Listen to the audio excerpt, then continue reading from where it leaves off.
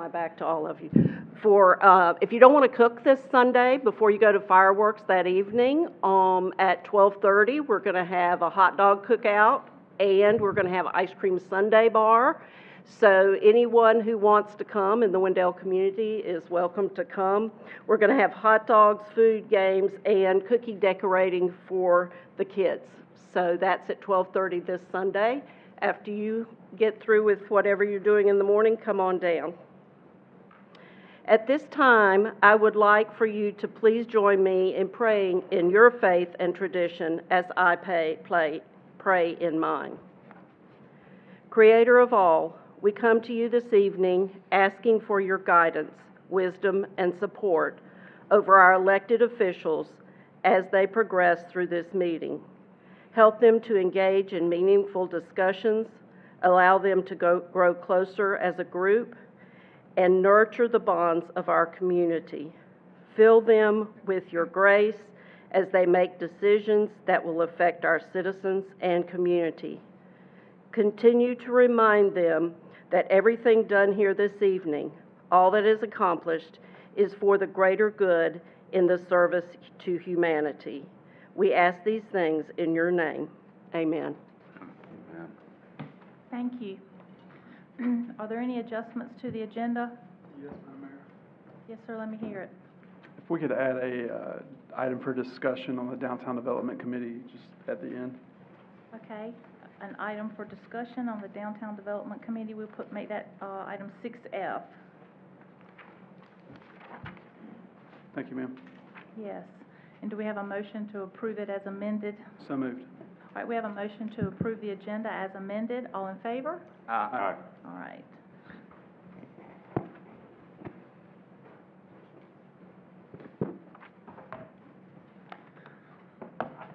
All right, let's move into our public comment period. The public can participate in public comment in two ways. You can sign up for public comment period the night of the meeting. If you're attended in person, you have 3 minutes to speak, or you can submit written statements via email to the town clerk prior to 5 o'clock on the Friday before the meeting on Monday, and they will be read into the record for the length of 3 minutes. We have several people signed up tonight. Let's see, I think Donna Wall was the first. Did you want to speak in the public hearing? I want to speak on the city. Okay, and J.L. Eccles. Okay, and Matthew Yeager wanted the public hearing as well. I see that here. All right, we had two that were submitted in writing, so let's hear those two.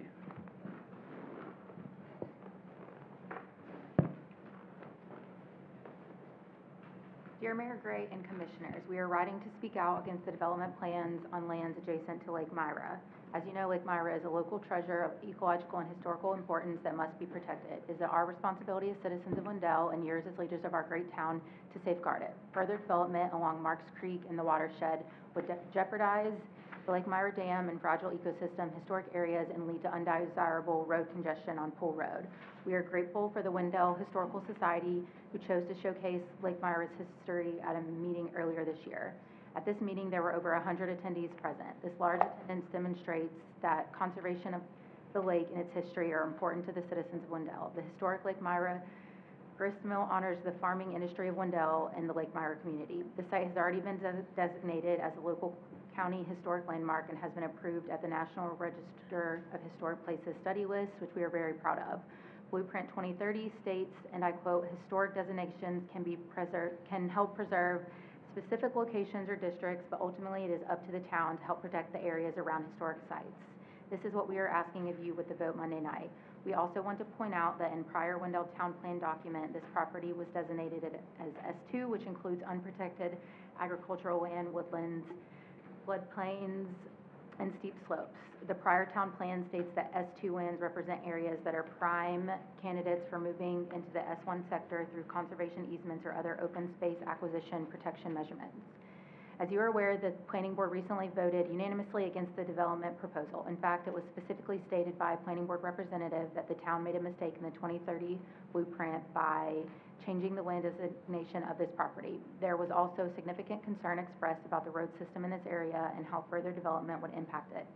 We all recognize that any further development on Pool Road could contribute to the plan to change Pool Road to a 4-lane road in the stretch from Smithfield Road to Wendell Falls, would destroy the scenic highway and historic site. In summary, we believe that development of this property is sprawl type development, which, according to the Wake County Land Use Plan, will destroy the special character of the area, threaten the natural environment, and cause traffic congestion. Therefore, we ask that you, our town leaders, will stand with the citizens of Wendell in recognizing the vital importance of Lake Myra to our town with a vote of no on Monday night. Sincerely, Amanda and Jeremy Allen, and Debbie and Robert Marshburn.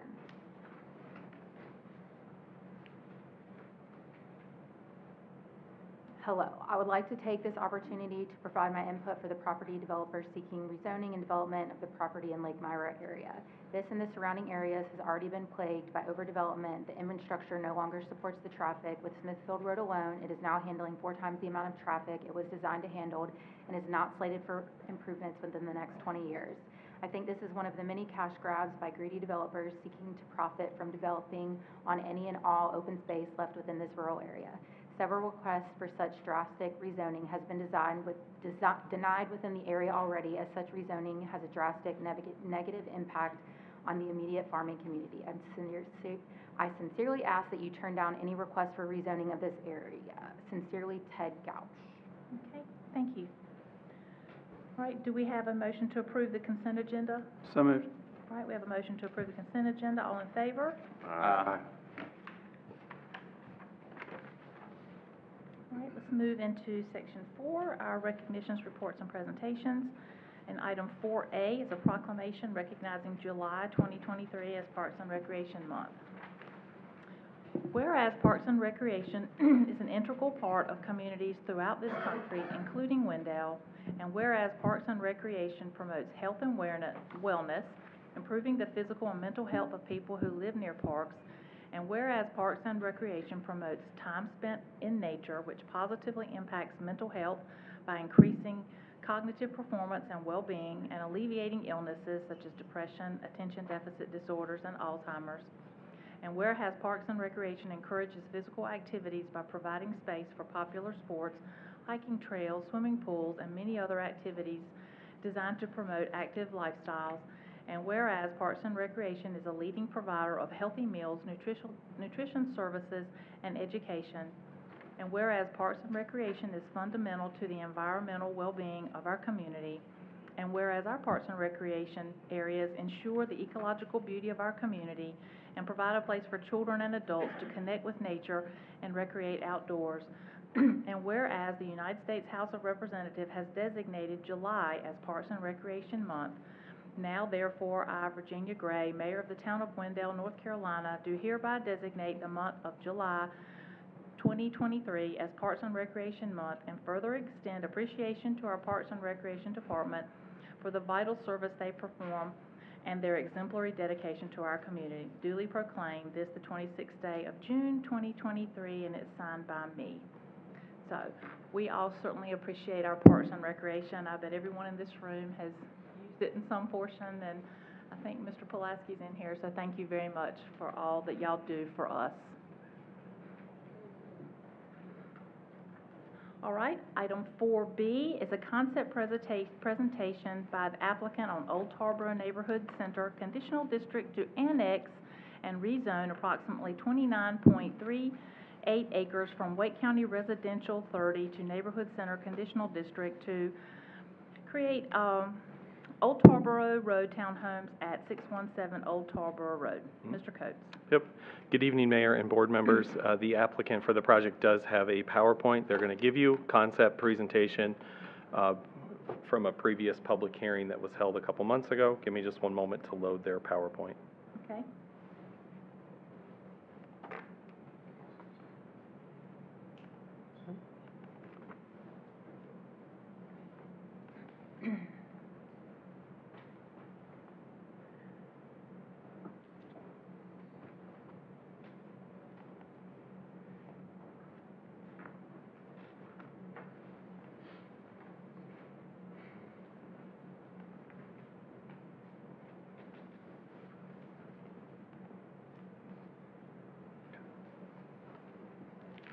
Yep, you're welcome. Use the arrows. Yes. Okay. Good evening, Mayor, Commissioners. My name is Toby Coleman. I am an attorney with Smith Anderson here on behalf of Haley Development, which is the developer proposing this project.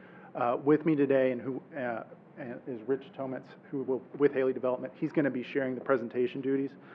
As you may recall, as Brian outlined in the written staff report, we were last before you in February, so about 4 months ago. And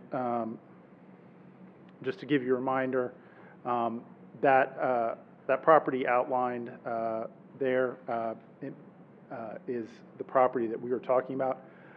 The master plan you heard back in February was 224 homes, townhomes on about 29 acres.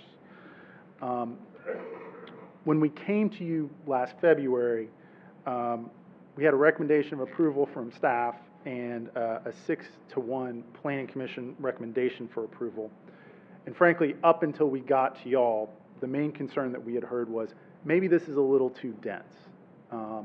And what happened was that once the board started hearing the case, it became clear that you all supported the townhomes in the area that's in yellow, which is south of Old Tarboro Road.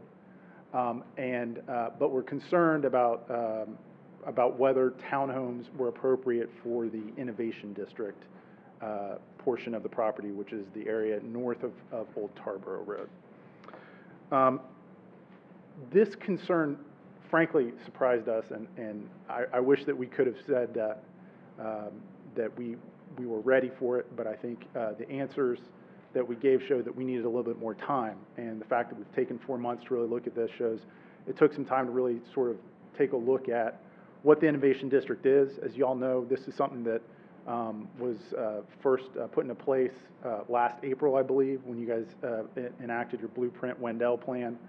And so we've met with staff, we met with Mark, we met with Brian and Stacy, and have been talking to them about it, and really trying to figure out how to move forward. What is the town's vision for this, and how do we do something that's both feasible for Haley Development, but also that meets y'all's vision. One of the things we took a look at, and I think is notable, is we spent a lot of time looking at the blueprint Wendell page, and for the Innovation District. It doesn't say a whole lot. It's a half page, but it does say that the main use of the Innovation District should be a mix of uses, industrial, office, those things. But it also says portions of this area may be suitable for residential uses. So one of the things we did was we took a look at the Innovation District. It covers about 480 acres, give or take. I think that includes right away. And based on just a rough count, looks like about 93% of it is either zoned or developed for industrial, educational, and commercial uses. You can see the list up there. The big one obviously being the Wendell Commerce Center, which you guys approved the zoning back in December. I think they're back tonight for their development agreement. And the rest is, the Wake Tech campus, Vishay Precision, the Southeast Free Will Baptist College. When you look at that, what you see is that little pizza slice that's south of Wendell, north of Old Tarboro, and includes a portion of Haley Development's proposed townhome development, is sort of the 30 acres where maybe a little bit of slice of residential could be developed. And but we realized, based on y'all's comments, that if y'all were going to consider it, and it wasn't clear y'all would, that it needed to be thoughtful, it needed to be supporting the intent of the Innovation District, and it needed to help facilitate mixed use in this area. So one of the things to note, and I'm going to hand it over to Rich, he's going to talk about some of the specifics here, but the owners of the property, the Medlands, have already started sort of creating basically a horizontal mixed use sort of setup on this property. So the property is 2 lots. The red lot, which the Medlands have retained and are planning for commercial use, and then the yellow lot is the lot that Haley Development has under contract and that they're seeking to do residential. The area that Haley Development, one of the questions that I know that Commissioner Eatman, you asked back in February, and I think maybe some others, was why is it that this area is most appropriate for residential? And so I wanted to just take a brief outline on the practicalities here. So, part of what's guiding it is there's some physical elements. So there's a stream that runs through the middle of that triangle north of Old Tarboro. But a lot of it, frankly, has to do with the fact that Old Tarboro right here has no, the TIA that for this project showed that this section of Old Tarboro, which is a gravel road, has no real traffic right now. So it's not an area where you have a sort of a record of traffic and use that you could bring a commercial use to this area. And so thinking through what it could be, that's sort of where the proposal for this corner being residential came up. One thing to note, and Rich will talk about a little bit more, but another reason why you have the residential sort of coming up across the way is frankly practical and financial. The triangle south of Old Tarboro that the Medlands own, that y'all have said, that many of y'all said, I'm comfortable with townhomes here, would fit about 122 townhomes with amenities. Quite frankly, and Rich can talk to this more specifically than I can, that is not enough homes from a financial development perspective to support both the amenities and the road improvements, including the paving of Old Tarboro Road and the expansion of that section of Eagle Rock Road there. You just couldn't afford to do it. The additional townhomes or other development that you get on the north side is really what makes development of this site work. I'm going to hand it over to Rich so he can talk a little bit about it. We took, what we did was we took a look at two things over the last 4 months. So we took a look at what are the things that we think show that the proposed development of townhomes could meet the Innovation District intent. And if we can't convince you all of that, and part of the reason why we wanted to have this discussion was so that we could get y'all's feedback.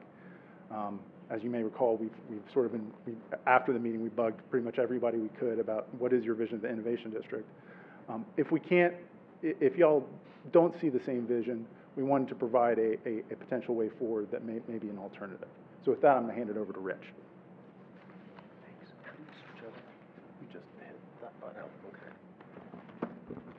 Good evening. My name is Rich Tomitz. I'm with Haley Development, and thank you for the opportunity to present our concept plan and revisions and thoughts at this work session. As Toby was alluding to, we heard the feedback. I couldn't make it because of a family funeral in February, but I did watch it.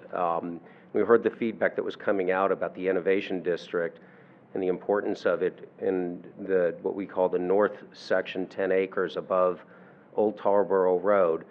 From our perspective, what we hadn't presented before was that this was already a horizontal mixed-use concept, and we just didn't show it. We were showing the residential, and we didn't show it in context of the residential and the commercial. On the north section above Old Tarboro Road, the majority of the property is in fact commercial.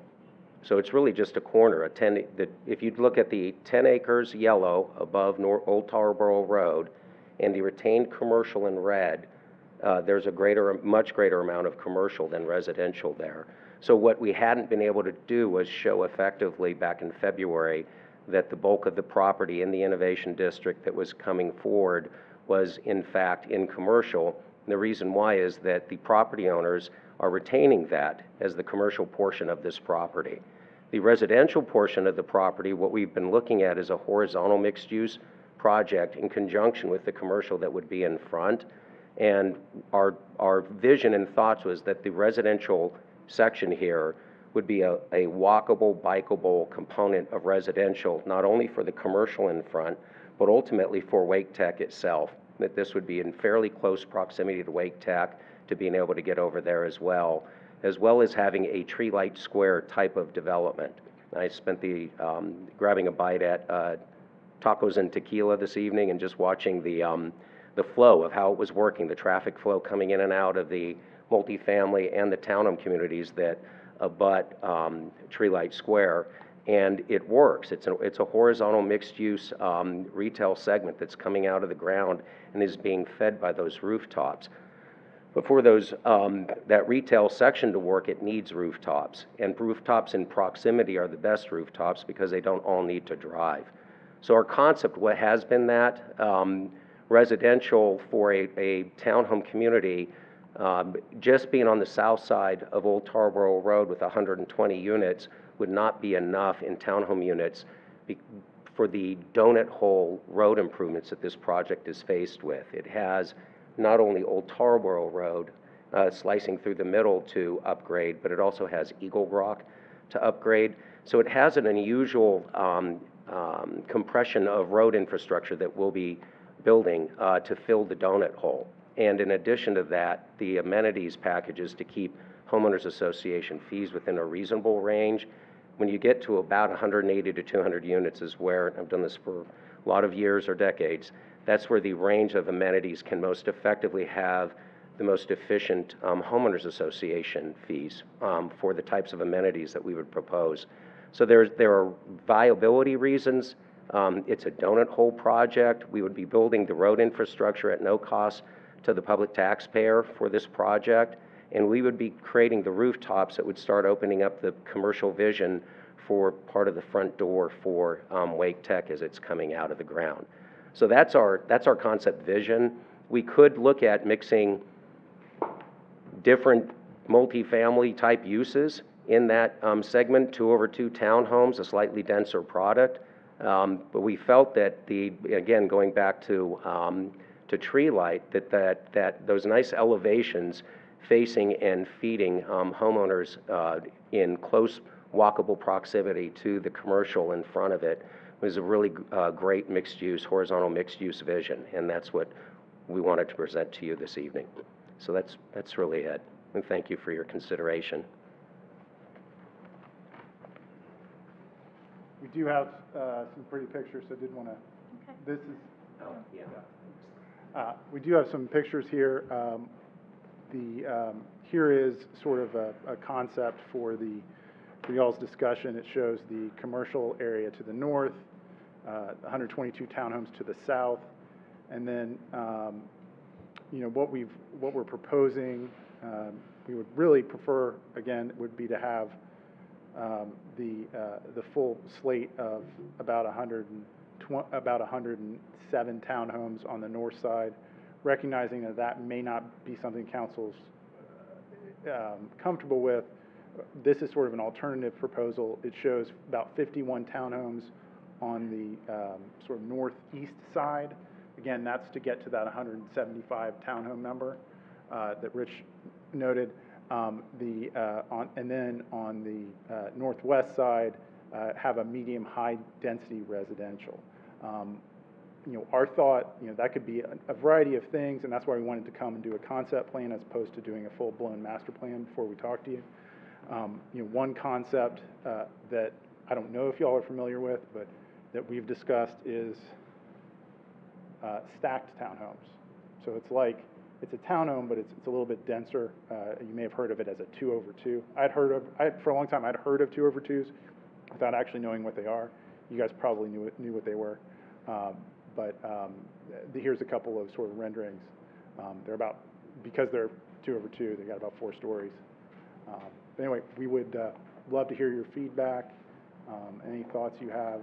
We do appreciate your time and your patience on this, and your willingness to give us some additional time to really think through this and come back to you. Anything from the board? I'll just have a couple questions and a couple comments. Can you go to the slide before this one? Just make sure I understand sort of what I think you're saying. This would be sort of a third, maybe alternative. I know you've tried to work to get to wherever you are, and then this would be maybe another step. Yeah. And is the change because it's basically the same with the exception of the 2/2 piece in that corner, right? That's right. It would be 2/2, or if the board wanted us to look at other sort of options. We do think that residential is the best option here, just because of the fact that this doesn't have frontage to Wendell Boulevard, and it's sort of on a sort of unproven, what I'll call an unproven road. Gotcha. for my part, I think 2/2 is fine, whatever. I'm happy with denser housing types generally, and I'm okay with that. The two things I really don't understand about, and what we talked about in February, is beyond just why is this the right place for residential, is the specific way that the parcel was subdivided. And what my biggest concern honestly is two-part. One, I really don't want us to end up with a whole bunch of, in this concept, there's 5 parcels fronting Wendell Boulevard. I don't want to see 5 new driveways on Wendell Boulevard because nothing can be accessed because there's a stream coming through the middle of it, and we've just got this little hodgepodge of one-off commercial buildings. I mean, I like the concept of what you're talking about generally, of finding some way to have mixed use of commercial and hopefully some retail and residential all there together. Tree Light Square is great. That's a concept I like. I say that a lot. So I'm a little bit concerned, I still don't understand the access and the logic behind the subdivision and the access to all those parcels.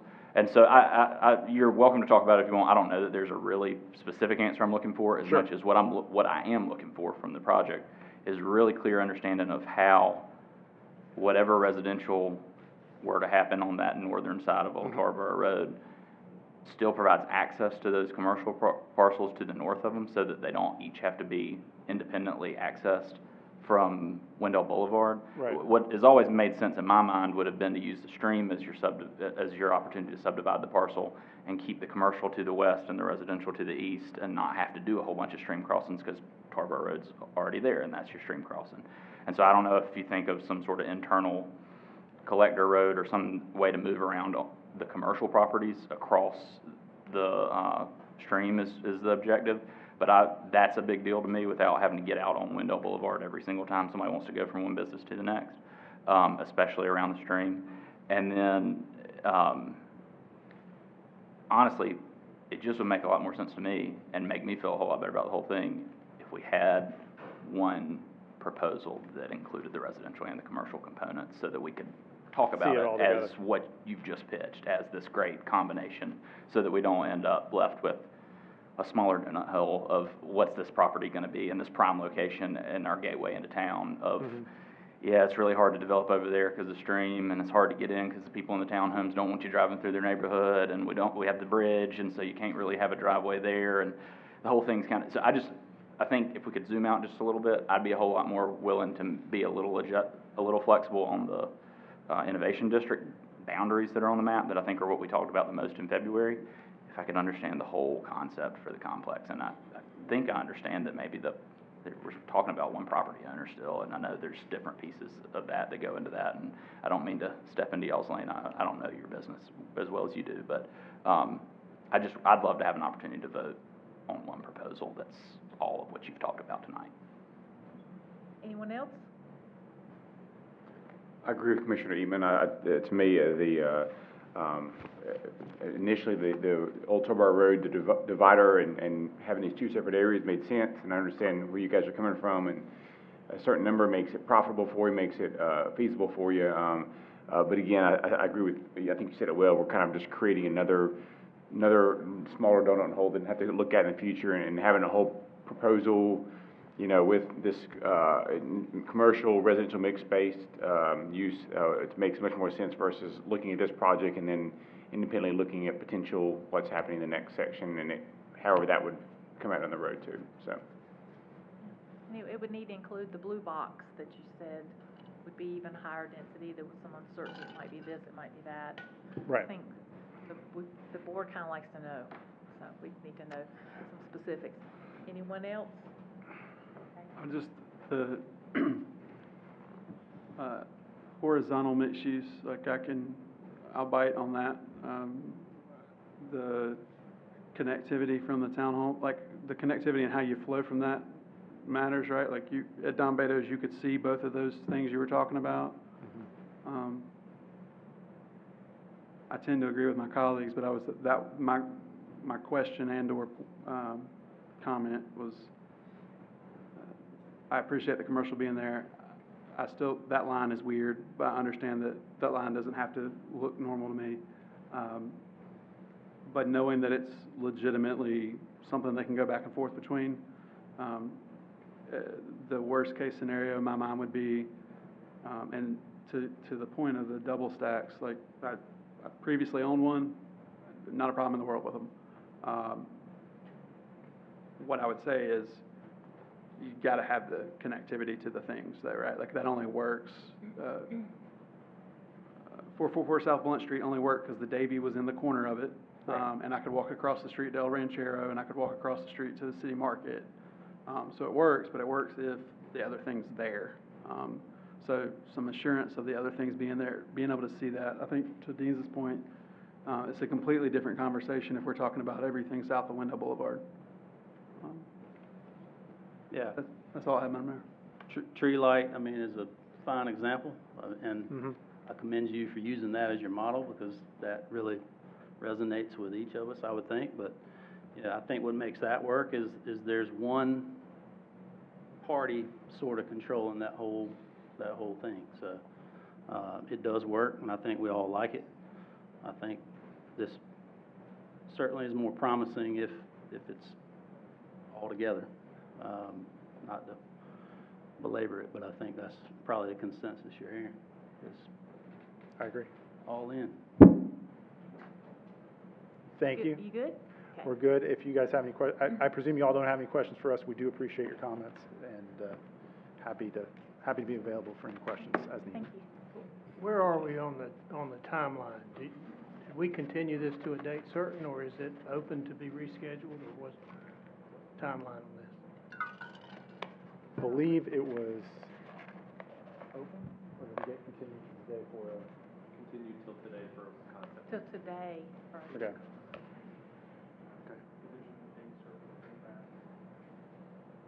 So it'll be renoticed. Yeah, I think it would need to be. All right, thank you. All right, item 5A, the public hearing to amend the zoning condition related to building setbacks for rear-loaded lots on previously rezoned parcel located, North Carolina 97, known as Caden Cove subdivision. Ms. Griffin. Give us just a moment, we're gonna switch Sure. out presentations.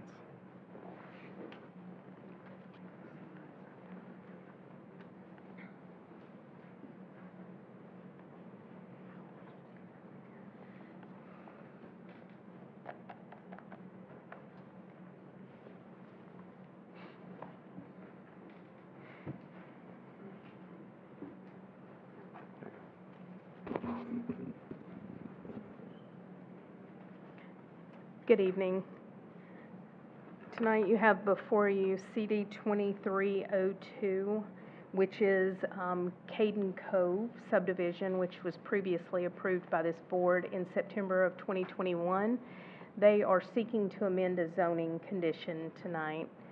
So we are asking that you hold a public hearing for that amendment and make a motion to adopt the attached ordinance that was attached in your packet. The applicant is requesting to amend the front setback requirements for rear-loaded lots only.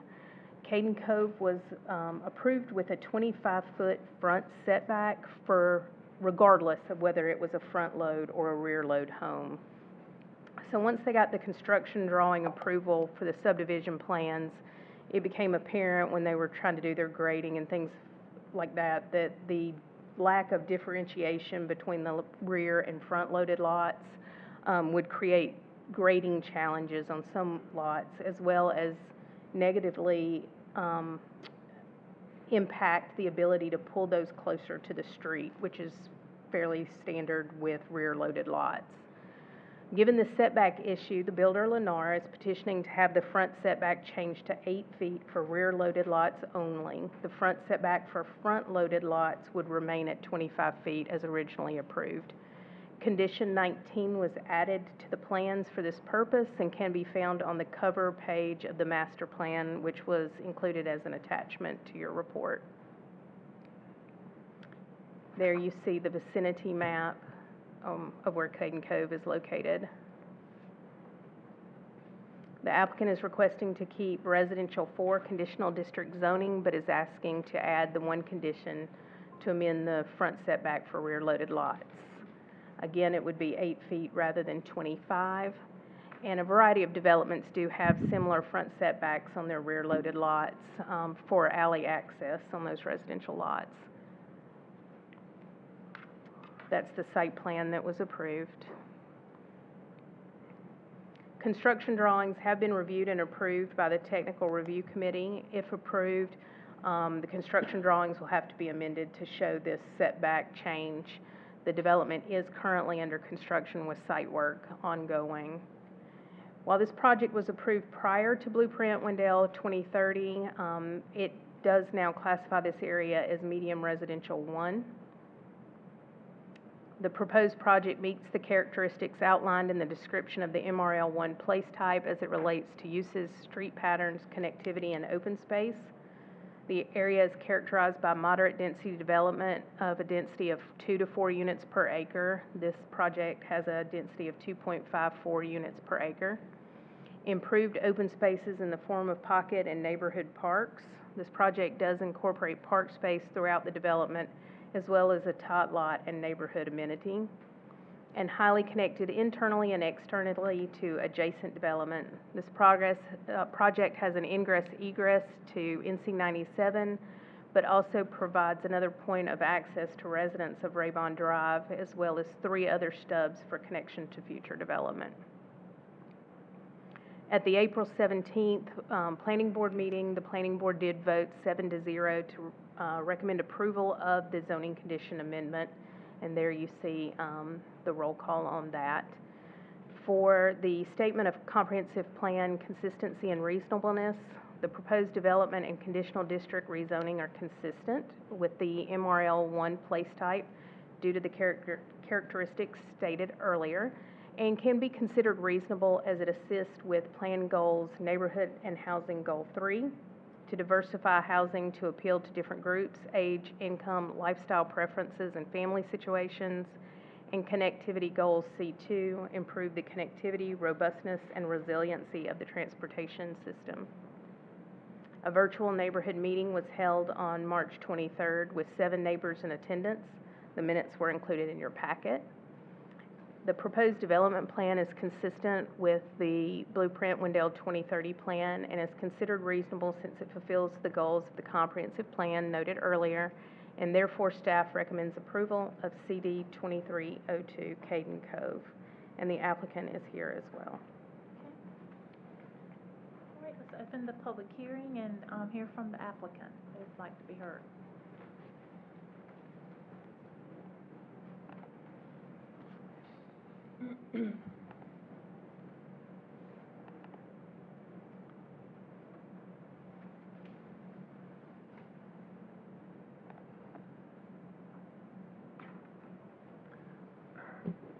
Good evening, Mayor, members of the board. It's a pleasure speaking with you tonight. For the record, my name is David Bergmark. I reside at 10612 Longholm Way in Raleigh, North Carolina, and I'm a senior planner with McAdams, here representing Lennar for this case.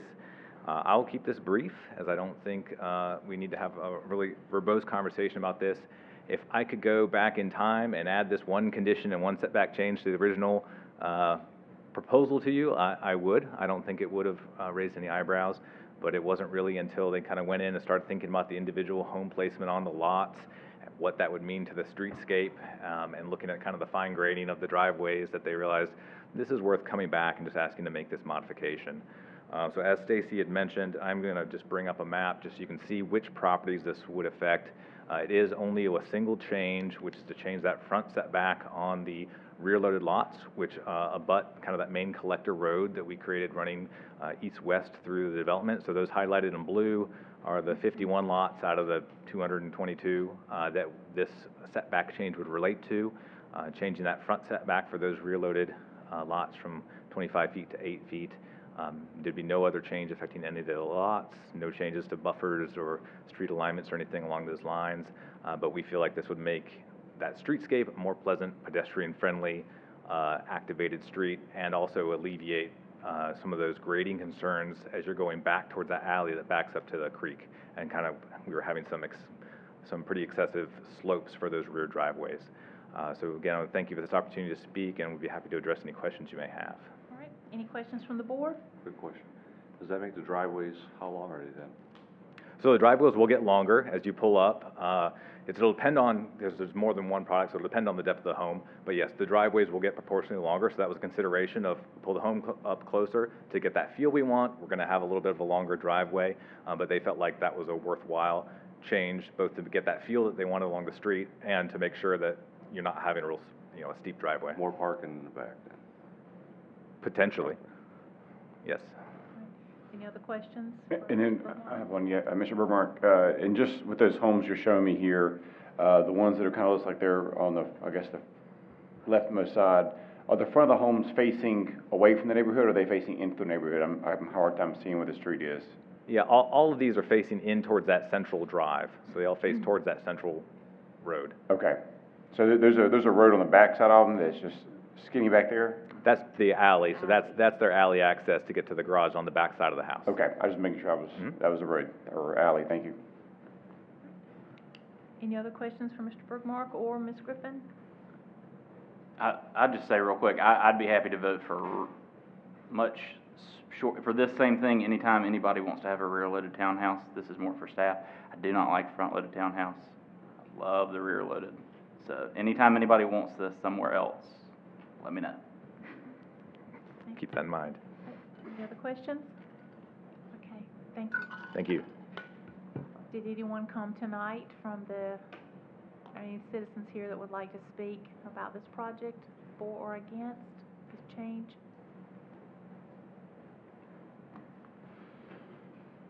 No additional questions from the board. All right, we'll close the public hearing. What's y'all's pleasure? Madam Mayor, I move we approve the proposed amendment to the approved zoning conditions and move we adopt the attached ordinance.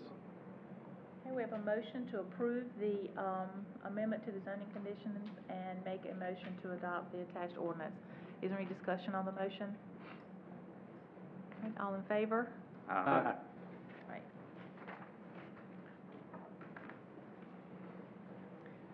Item 5B is public hearing to rezone approximately .56 acres located at 108 and 112 East 3rd Street from Neighborhood Center to Neighborhood Center Conditional District to create a townhome development. Mr. Coates. Yep. Good evening, Mayor and board members. The next public hearing, this public hearing is on zoning map amendment and to rezone from neighborhood center to neighborhood center conditional. The applicant is requesting to rezone those two parcels. They are immediately right behind our current police station for reference.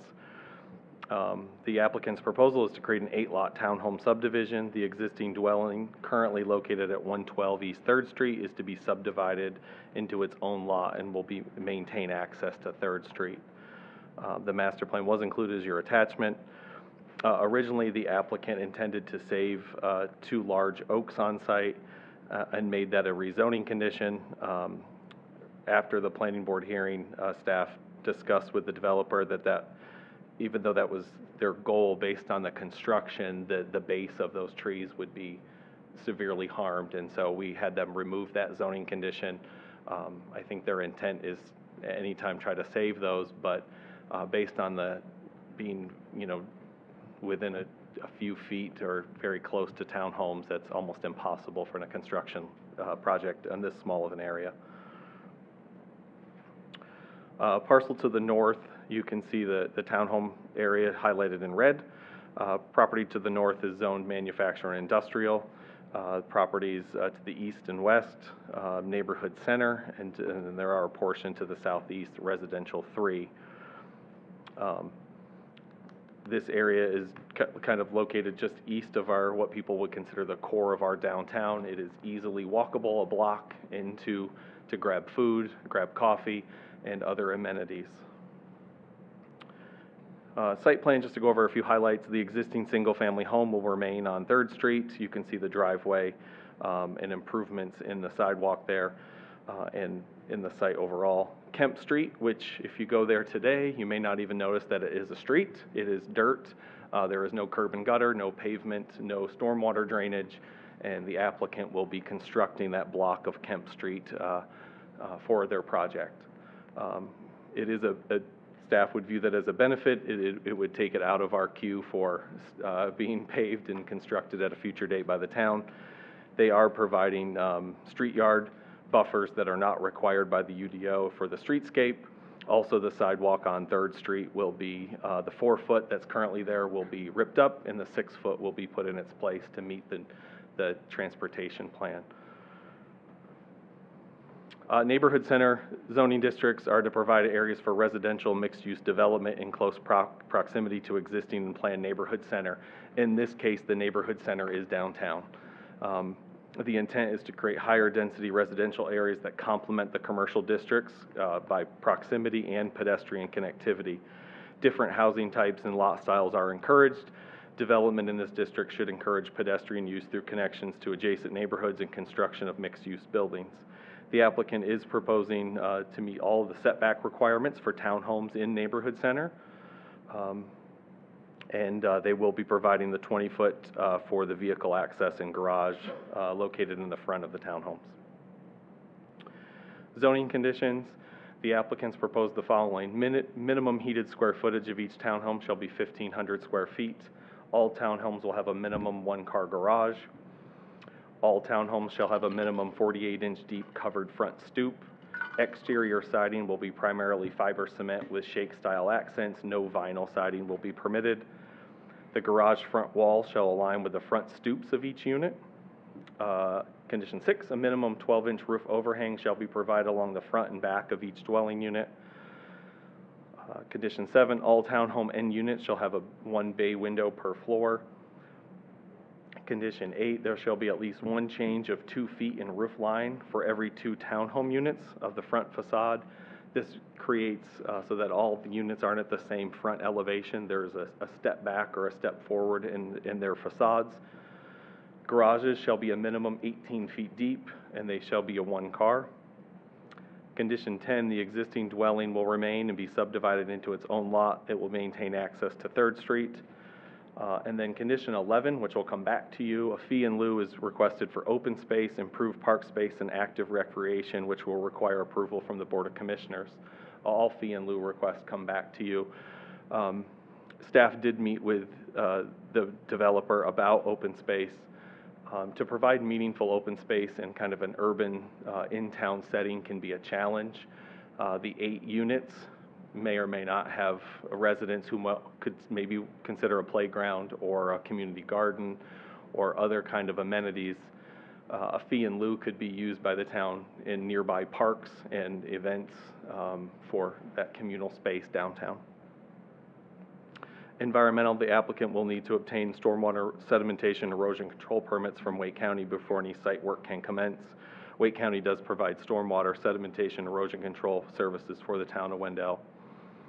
No buffers are required for this project per the UDO, as the proposed development is surrounded by either neighborhood center and M&I zoning districts. The applicant is, however, providing 2 10-foot street yard buffers along 3rd and 2nd Street. The street yard along 3rd is approximately 75 feet, and the street yard buffer along 2nd is approximately 112 feet.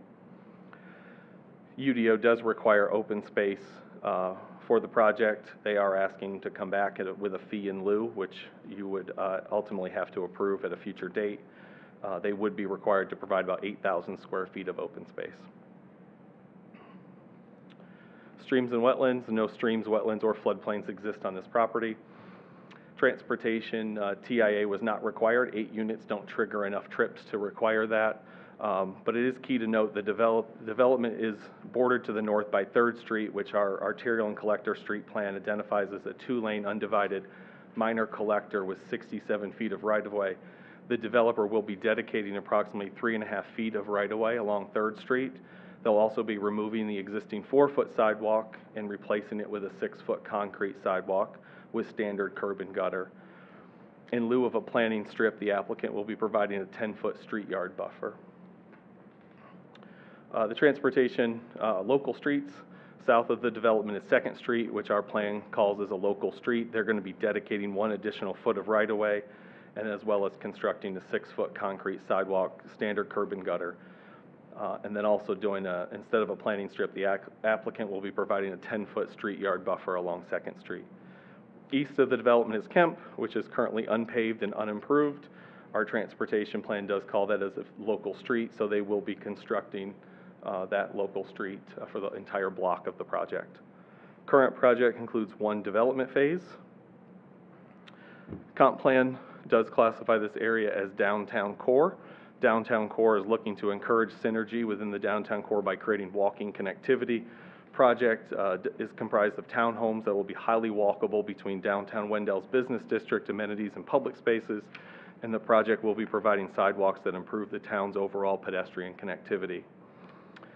Project also will be upgrading those sidewalks and making it kind of setting that streetscape of what it will look like as redevelopment occurs.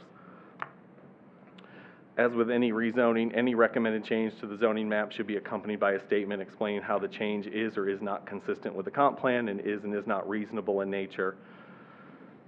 The proposed development and conditional district rezoning are consistent with the downtown core place type due to the characteristics stated in Blueprint Wendell 2030, including the use of attached single-family townhome housing and improving pedestrian connectivity and streetscape consistency in Wendell. The plan is consistent in the following reasons with Blueprint. Downtown Goal 1, improve the streetscape and treat the streets as accessible, versatile, and multi-purpose public spaces. Downtown Goal D21, consider opportunities to diversify the uses, including residential. Downtown Goal 2.3, participate in efforts to redevelop sites and reuse existing buildings. Keeping that existing home on site, it could be used for residential or a commercial or office use as well.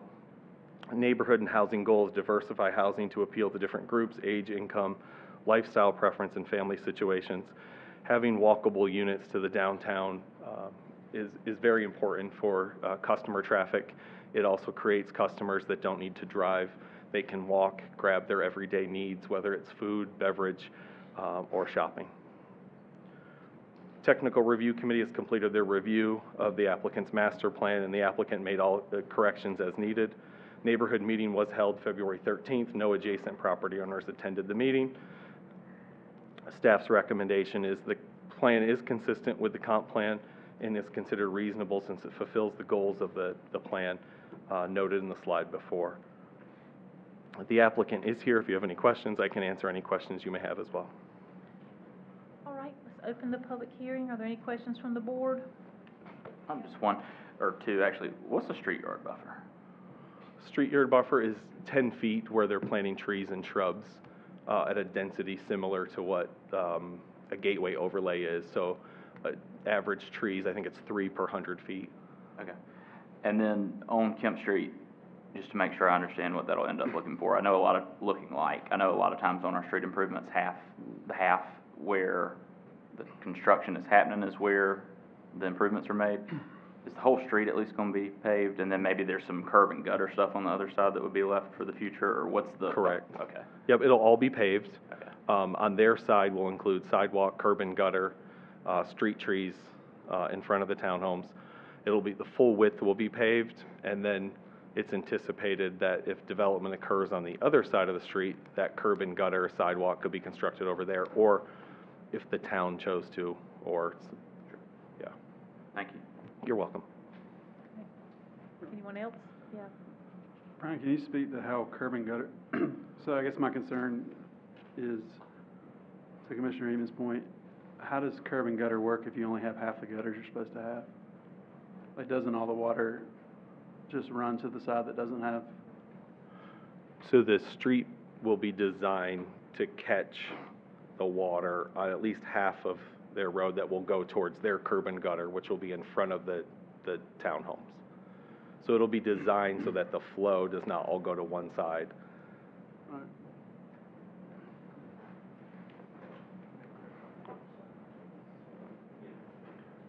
Yeah, the other side, because it won't have curb and gutter, will have just a swale and a ditch similar to other non-curb and gutter areas of the town.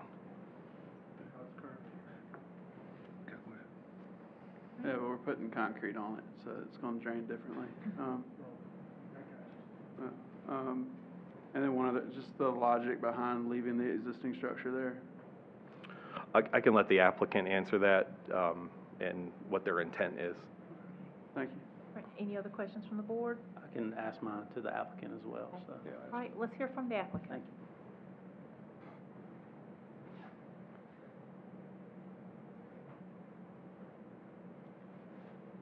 They are not here. They're not here. No, I don't see them in the audience, no. Okay, were they here earlier? They maybe stepped out?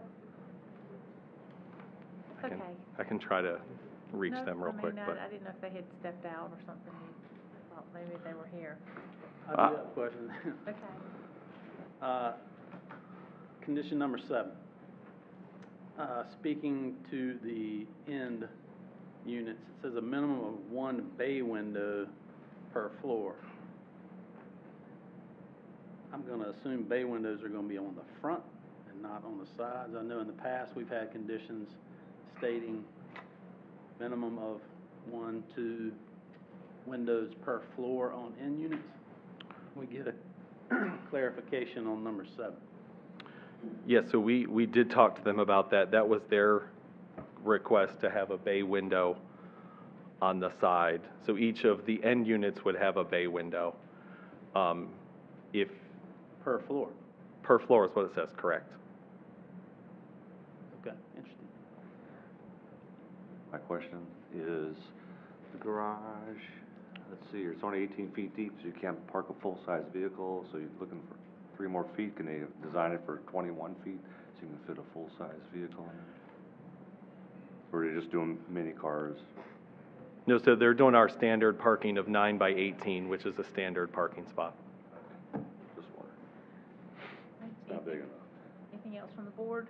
Yeah, 2 quick things. One, sort of to Commissioner Joyner's question, I'll just say, especially because I've already mentioned tonight that I don't love front-loaded townhomes, I also do love historic preservation and keeping old buildings when we can.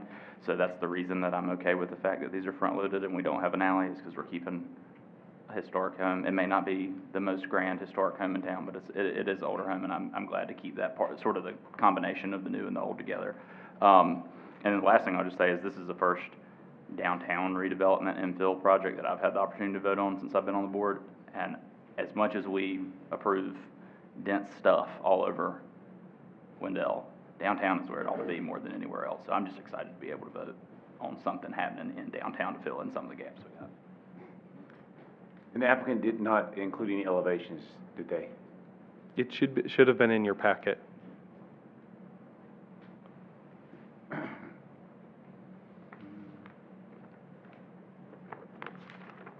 Do we need to clarify on 7 that it's on the side? Do you have elevations in yours? Do you have elevations? Staff has the same concern when you look at the side of a townhome and have 2 floors that would each require a bay window. That did get changed. Did it get changed? Correct.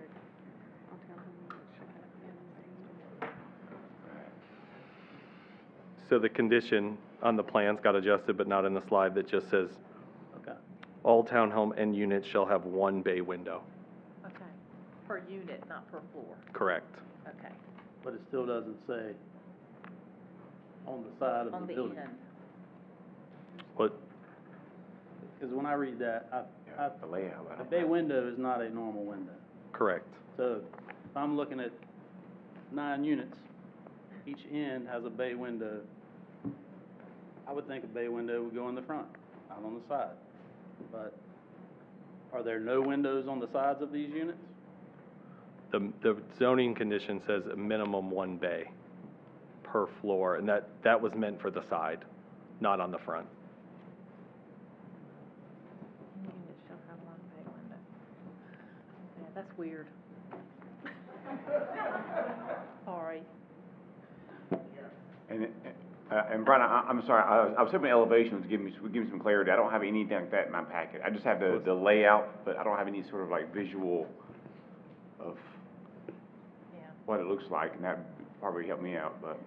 Okay. I apologize if it's not in the packet. No, It that's should all right. have I been. just was, yeah, I'm a visual person anyway, so I like the pretty pictures and colors, so. What is here? I'm fine with the location of the project. I think having the applicant here to answer some of these questions would be helpful. I think in general. I mean, I'm great with the project, location works, okay with the density. I just want a little clarification on what it's gonna look like, because in my mind, without any sort of rendering, without anybody here, a bay window on the side of a building, I mean, I ate at plenty of restaurants in the eighties that had that, but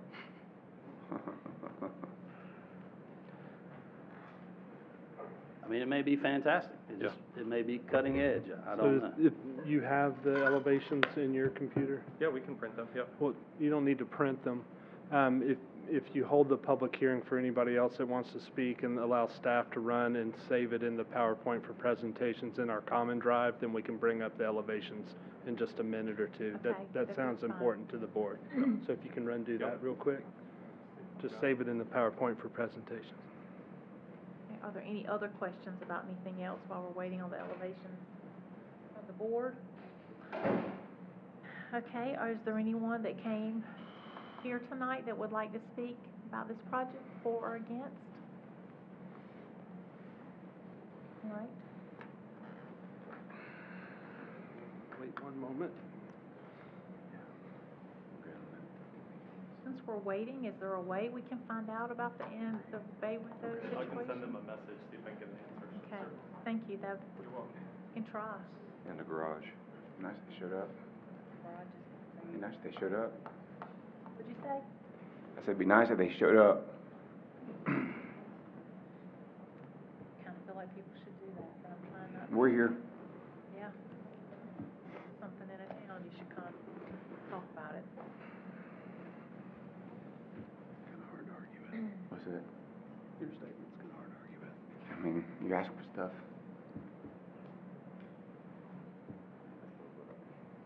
Who knew we'd be Do we talking wanna- about bay windows? Do we want to go ahead with the public hearing and then? We're in it. I think we're in it now. Oh, and there's no, Yeah, the applicant.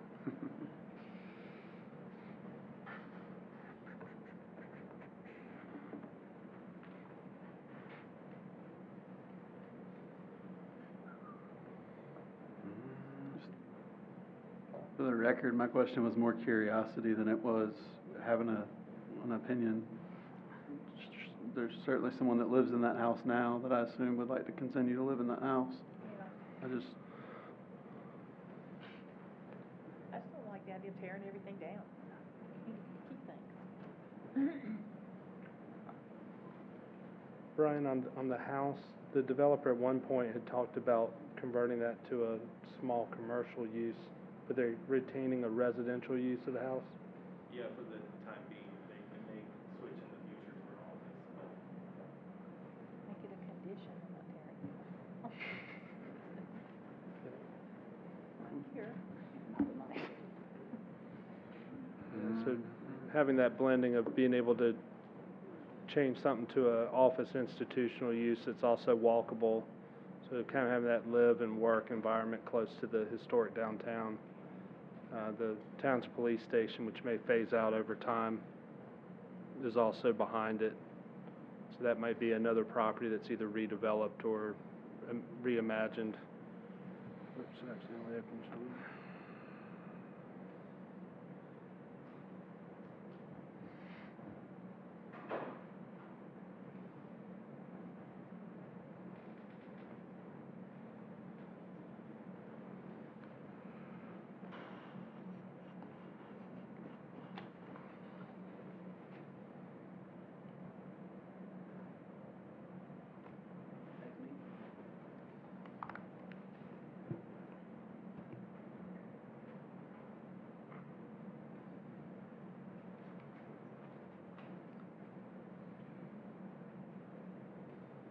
Well, I guess I'll just say that I know that we're interested in seeing a picture. I also know that we're not allowed to approve things based off of what they look like. That's my understanding. The visual part of it is not supposed to be something we take into consideration. I'm happy to make a motion to approve what we got in front of us, but I don't want to rush everybody else. If y'all have got a question or something that you feel like you can really learn from the picture. I think to me that would help me just kind of clarify one of their conditions on The bay window, I mean, just clarification before we know what we're voting for. yeah. Just the bay window? Well, and just the What about the garage? elevation. There's nothing you can tell about the garage from a picture. You already know about the Just garage. 3 more feet. It's in the UDO. I guess they just have little cars in there. So here's the elevation, and I can zoom in a little bit so you can see the notes. I guess the thought is that is facing the street, so Yes. that's more decorative. Yes.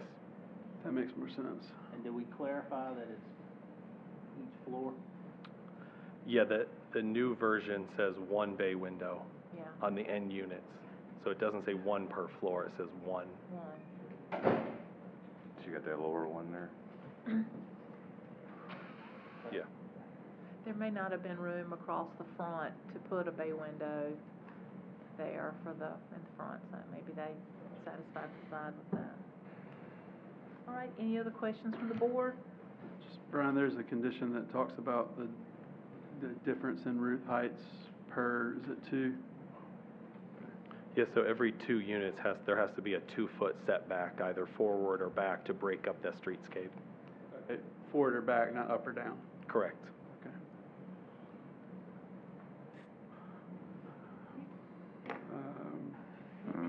Board, Mm, right, close the public hearing.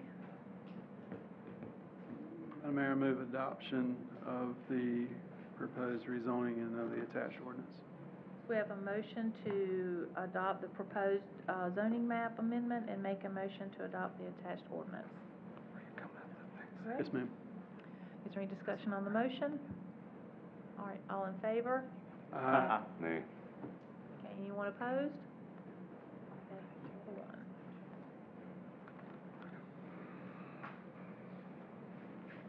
All right, item 4C is a public hearing to annex and rezone approximately 71.634 acres from Wake County Residential 40 to Town of Wendell Residential 2 Conditional District to create the estates at Sealy Farm subdivision. Mr. Coates. Yep. Good evening, Mayor and Board. This next public hearing, as you mentioned, is on the 71.634 acres from Wake County Residential 40 to Town of Wendell Residential 2 Conditional District to create the estates at Sealy Farm subdivision. The applications have been received for both annexation and rezoning of the acreage mentioned to create a 116-lot residential subdivision. The applicant's TIA that's in your packet was created using 352 residential units before amending their plans for 116 residential units. The updated TIA is in review by NCDOT, with the TIA showing no improvements at the intersection of Poole and Smithfield Roads. DOT has their standard comment time, so we have not received any official comments back from DOT at this point. The project to the north, Wake County Residential 40. South, there's some R30. To the east is Wake County Residential 40, and to the west is Wake County Residential 40. Further to the east, you can see the Lake Myra School and portions of Wendell Falls. Overall site plan has 2 entrances off Poole Road. You can see there's some small neighborhood parks, some trails, playground, and a dog park for this community. Subject property is in Wake County's jurisdiction, is currently zoned residential 40. Annexation would be required. The applicants requested the rezoning to residential 2 conditional district, and we'll go over the conditions in the next few slides. R2 requires minimum lot width of 70 feet, lot depth of 100, front setback of 30, side setback of 10, rear of 25, and corner setback of 30. The applicant's proposal does meet all of the setback requirements for R2 zoning. The applicant is proposing the following zoning conditions. Minimum lot size shall be 10,000 square feet with an average lot size shall be greater than 15,000. Minimum gross square footage of each single-family home shall be 2,000 square feet. Condition 3, on-street parking shall only be permitted within the marked spaces as noted in the master plan. Signage stating this requirement shall be provided along all entrances of the development. Condition 4, all dwellings shall have an exterior siding materials consisting of brick, stone, veneer, fiber cement, engineered wood, or mineral composite. Vinyl trim may be used. A minimum of 2 decorative styles shall be used on the front facade, including but not limited to horizontal lap, shake, board and batten, stone and brick veneer. Vinyl siding is not permitted. All dwellings will have a minimum 2-car garage. Garage doors will have windows or carriage hardware. Condition 6, all dwellings shall have a covered front porch with a minimum depth of 5 feet. Condition 7, in order to promote a variation in home appearance, no front elevation or primary siding color shall be constructed within 2 houses of an identical elevation or primary siding color on the same side of the street or across the street. For corner lots, no identical elevation or primary siding color will be constructed diagonally across the intersection. Condition 8, gateway buffer yard will consist of a 10-foot streetscape buffer with type A buffer yard plantings, a berm, and decorative fencing. Condition 9, amenities will include but are not limited to dog park, other passive park, a certified playground and trails. All open space and amenities will be maintained by the HOA. Condition 10, a minimum of 12-inch roof overhang shall be provided along the front and back of each dwelling unit. Condition 11, a 20-foot undisturbed buffer will be maintained around the development. Lots 41 through 57 will contain an additional rear yard buffer easement of 10 feet. Where existing plants do not meet the requirements of the UDO, plantings will be supplemented to meet the requirements of the Type B buffer. Condition 12, all dwellings shall have a 12-inch minimum exposed foundation, which shall be wrapped in brick or stone veneer on the front and sides. Condition 13, provide a local historical focused greenway trail linking the site to the greenway system and honoring local families' heritage. Condition 14, residences shall include a minimum of 1 window per floor for each side of the building. Condition 15, residences shall include at least one of the following: screened porch, deck, or patio on the rear side of the residence. Environmental, the applicant will need to obtain stormwater, sedimentation, erosion control permits from Wake County Environmental Services before any site work can commence. The proposed development plan will need to meet the requirements of the Town of Wendell UDO. Wake County does provide those services for the town. The proposed plan shows the development creating 5 stormwater control measures. Buffers, there are no buffers required for an R2 residential subdivision. However, the applicant's proposing a 20-foot undisturbed buffer. Where plantings do not meet those requirements, they'll have to supplement that with additional plantings. In addition, the applicant's proposing an additional rear yard buffer easement along lots 41 through 57. The applicant's also proposing a gateway buffer with a 10-foot streetscape buffer with type A buffer yard plantings, a berm, and decorative fencing. Open space, UDO requires 1,750 square feet of open space per single-family unit. The UDO does require that 75% of that open space be passive, 25% be improved park space, of which 1/3 of that needs to be considered active. The proposed development plan of 116 lots would require roughly 203,000 square feet of open space. The development is proposing roughly a little over 800,000 square feet. Of their total, 104 square feet is improved open space, and 70,000 would be considered active. Streams and buffers, the current development plan does show the locations of streams and wetlands on the property. Transportation, UDO does require any project that exceeds 100 peak hour trips per day to do a TIA. The TIA, as I mentioned earlier, for this project was completed with the prior submittal of the Lake Myra subdivision, which consisted of more units than the project currently encompasses. The applicant is amending that TIA. The TIA does contain the following road improvements that are, the amended TIA still shows improvements. A 75-foot left turn lane on eastbound Pool Road at both Site Drive 1 and 2. Full access does exist at both of those site drives in their TIA. The applicant's plan does contain the right-of-way dedication of 25 additional feet on their side of the road, 6-foot sidewalk, 5-foot bike lane, and 1 full travel lane.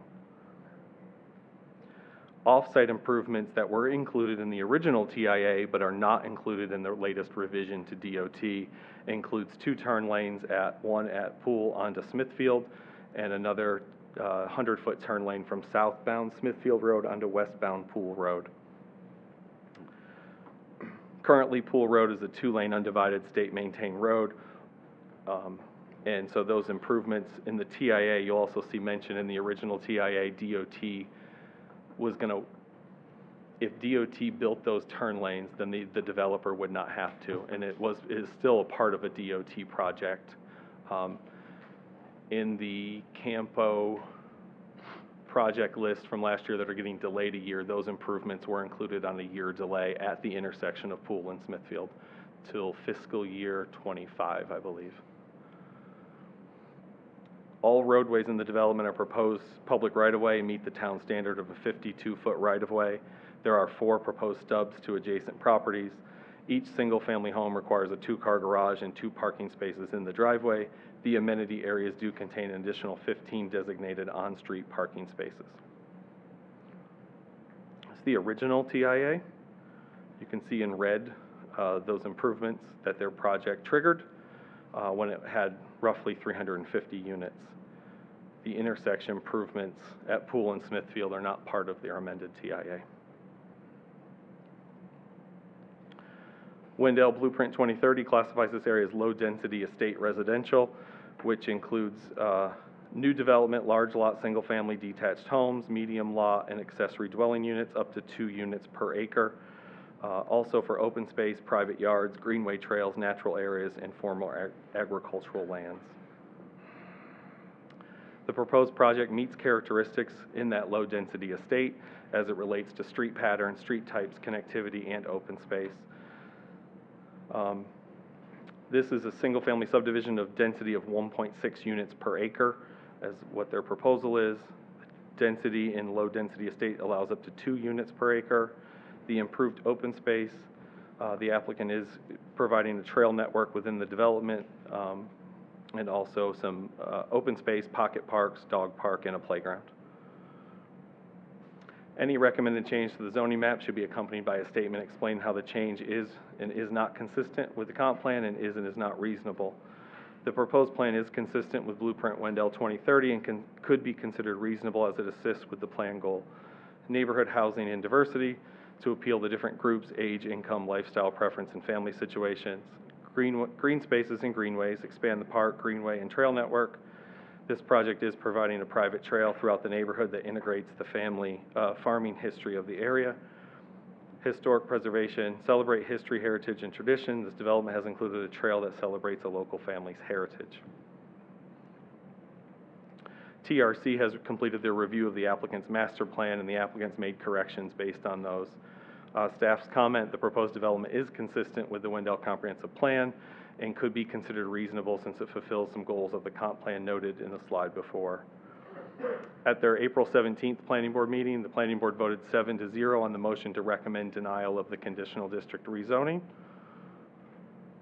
And the applicant is here if you have any questions for them on the project. And I know there are people here to speak at the public hearing. All right, let's open the public hearing. Are there any questions from the board first? Madam Mayor, I would just say before we kick to the public in the public hearing, at least one of the things I'd be interested in, folks from the public who have opinions on this, would be is if not, don't only give me what your problem with this is, give me what your vision for this area or this space is. Just a lot of times we leave here with an understanding of what people don't want and not an understanding of what is wanted. Okay. I'll just say that before we get started. Thank you. Thank you. All right, down here, any questions or anything? Not yet. All right. No, ma'am, not right now. No, ma'am, not right now. Just a minute. Okay, let's hear from the applicant. So the applicant does not have a PowerPoint, but they are here to answer your questions. Good evening, Ms. Mayor. Good evening. Ladies and gentlemen of the commission, my name is Jason Pfister. I'm the Vice President of Development for Ellis Developments Group. We are the development applicant here.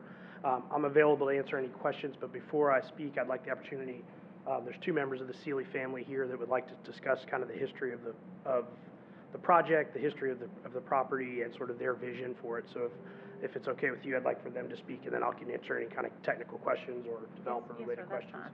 Yeah. Good afternoon, Mayor, and, evening. Did it again. Good evening, Mayor and Town Commissioners. I am Loanne Wooters. I am one of the 3 landowners of the Seeley Farm. I'm the youngest sibling of the family and the one who's lived on the property for 55 years. Wendell has always been our hometown. My dad loved Wendell, and during his lifetime, he visited Wendell almost every day.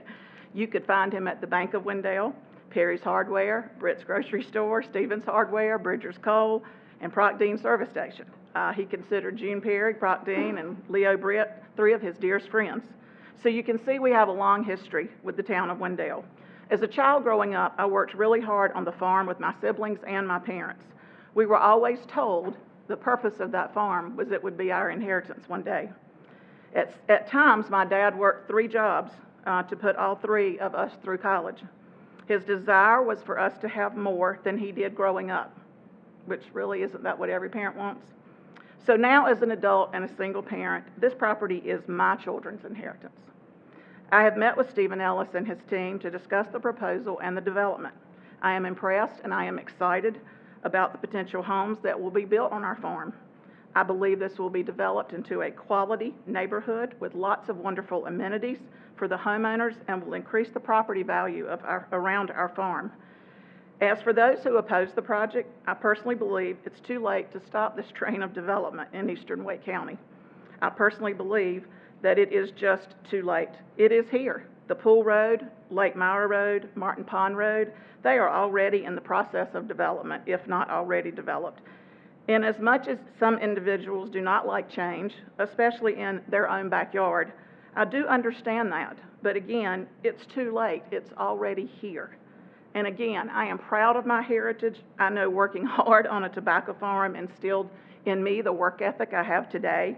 But I can assure you that neither me nor either one of my siblings ever want to farm again. It's too hard. I'm proud of the many years of hard work my parents put into this farm to leave us as our inheritance. And I believe they would be very proud of our commitment to ensure a quality development becomes a reality. We believe we have found that quality in Stephen Ellis Developments and ask that you would support this planned proposal for our property. Thank you again for your time and consideration.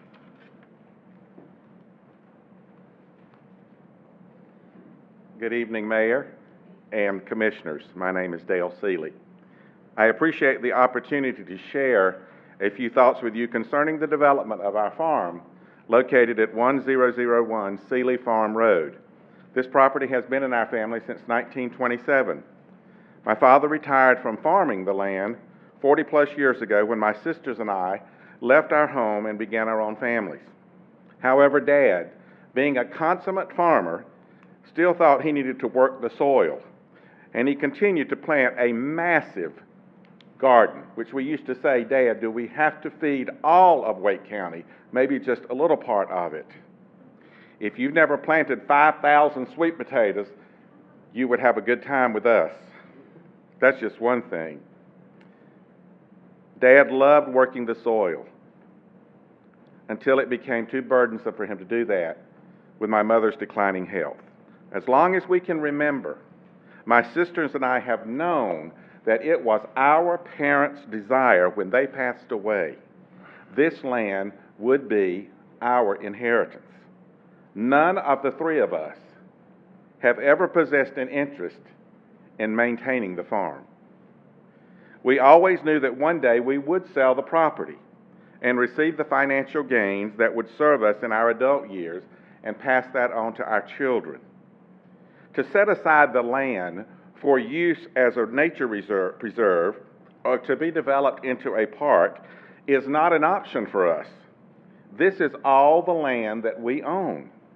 I was surprised when I began to do some research to see what green space is around the vicinity of Wendell and its proximity to our farm. This is what I found out in my reading. Number 1, Bailey and Sarah Williamson Preserve. Number 2, Turnip Seed Nature Preserve. Number 3, Robertson Mill Pond Preserve. Number 4, Proctor Farm Preserve. And number 5, the Lake Myra County Park, which is awaiting funding from Wake County. When I added up the total acreage of these properties, it came to 1,583 acres. These 5 locations are within an 8-mile radius of our farm, and 3 of them are within under a 3-mile radius to our farm. I was pleasantly surprised that this much land was going to be available for the residents of Wendell to use. However, at the same time, we do acknowledge there are some concerned citizens that are concerned about the land enough land being set aside for parks, recreational purposes, preserves, with all this development that's taking place in your area. When I consider 1,583 acres set aside for green space, my conclusion is this: Wendell and the community of Wendell is very blessed. This is a good thing.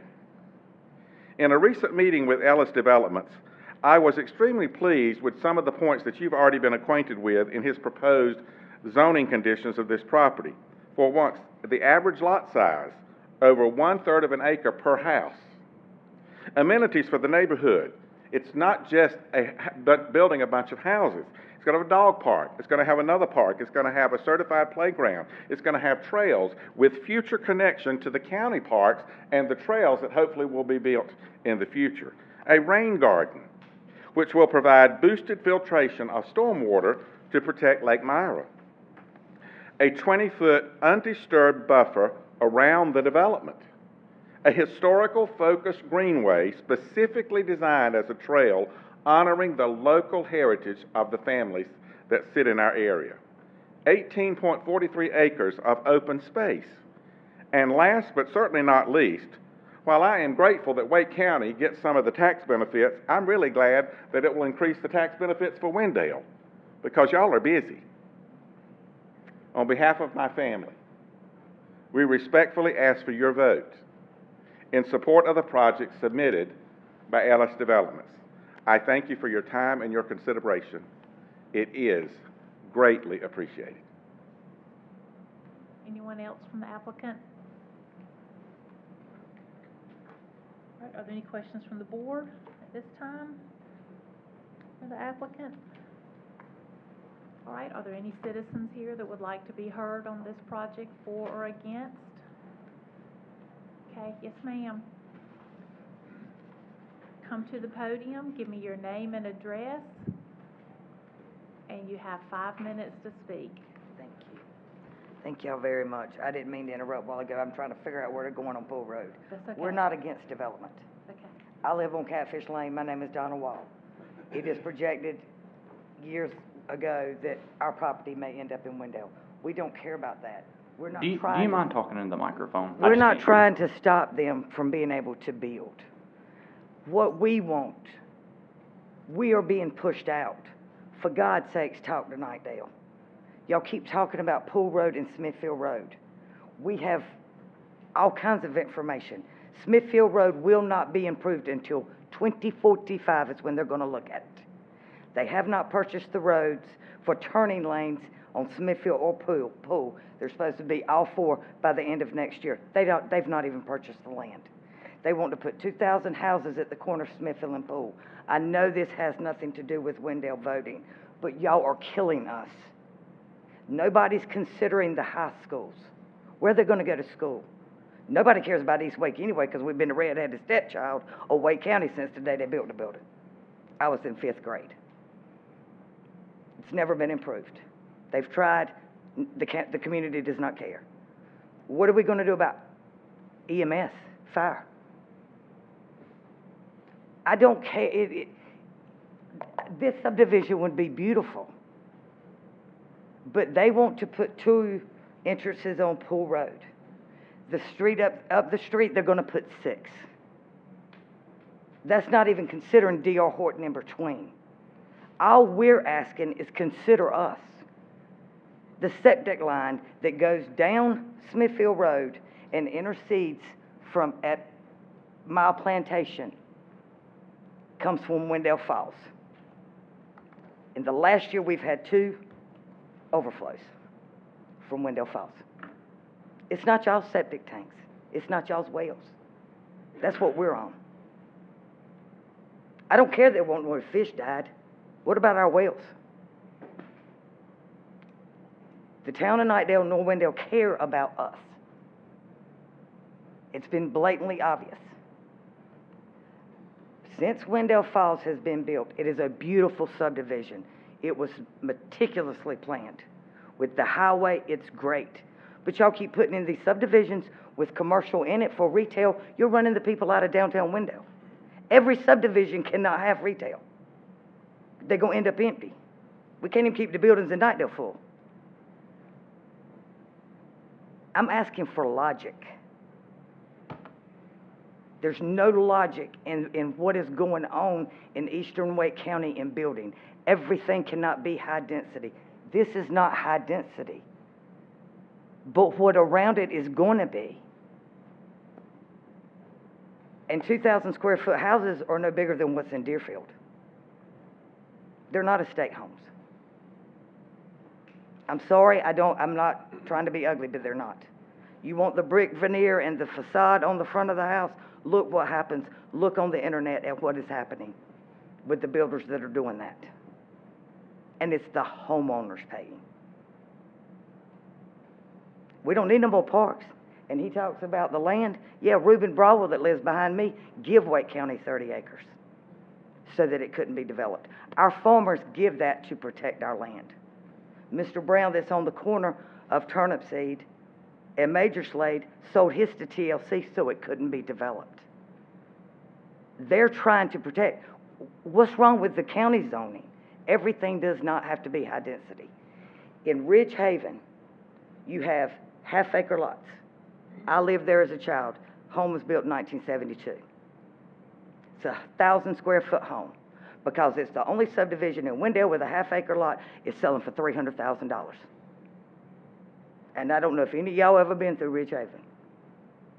I never thought those houses would sell for $300,000. That's what the people want. They want the land. They don't want to be able to walk out their door and go to work because that's not feasible. That's not going to happen. People are working from home. Who's going to fill the commercial? Look at the commercial we got empty. We had a fire the other night in Candlewick. Knightdale went, Roseville went, and Wendell. It was so bad they said 911 could be delayed. One fire. What if there's two? That's all I ask. It's just think about what you're doing to those around us. Thank you. Your time's off. All right, next. Madam Mayor, if I can, just for the sake of public safety, I believe the last statement was, there was a fire this weekend in Candlewick. There was no delay in 911. There was no delay in coverage. I listened to the radio the entire time. And the difficulty that is had in Candlewick and other subdivisions like that, when you have a structure fire, is that you don't have municipal water. So there's no hydrant to hook up to, so you're relaying water. But our ISO grade in Wendell remains a 1. We have the best fire department and emergency response that you could possibly have, as demonstrated by national standards. Thank you, Madam Mayor. All right, next.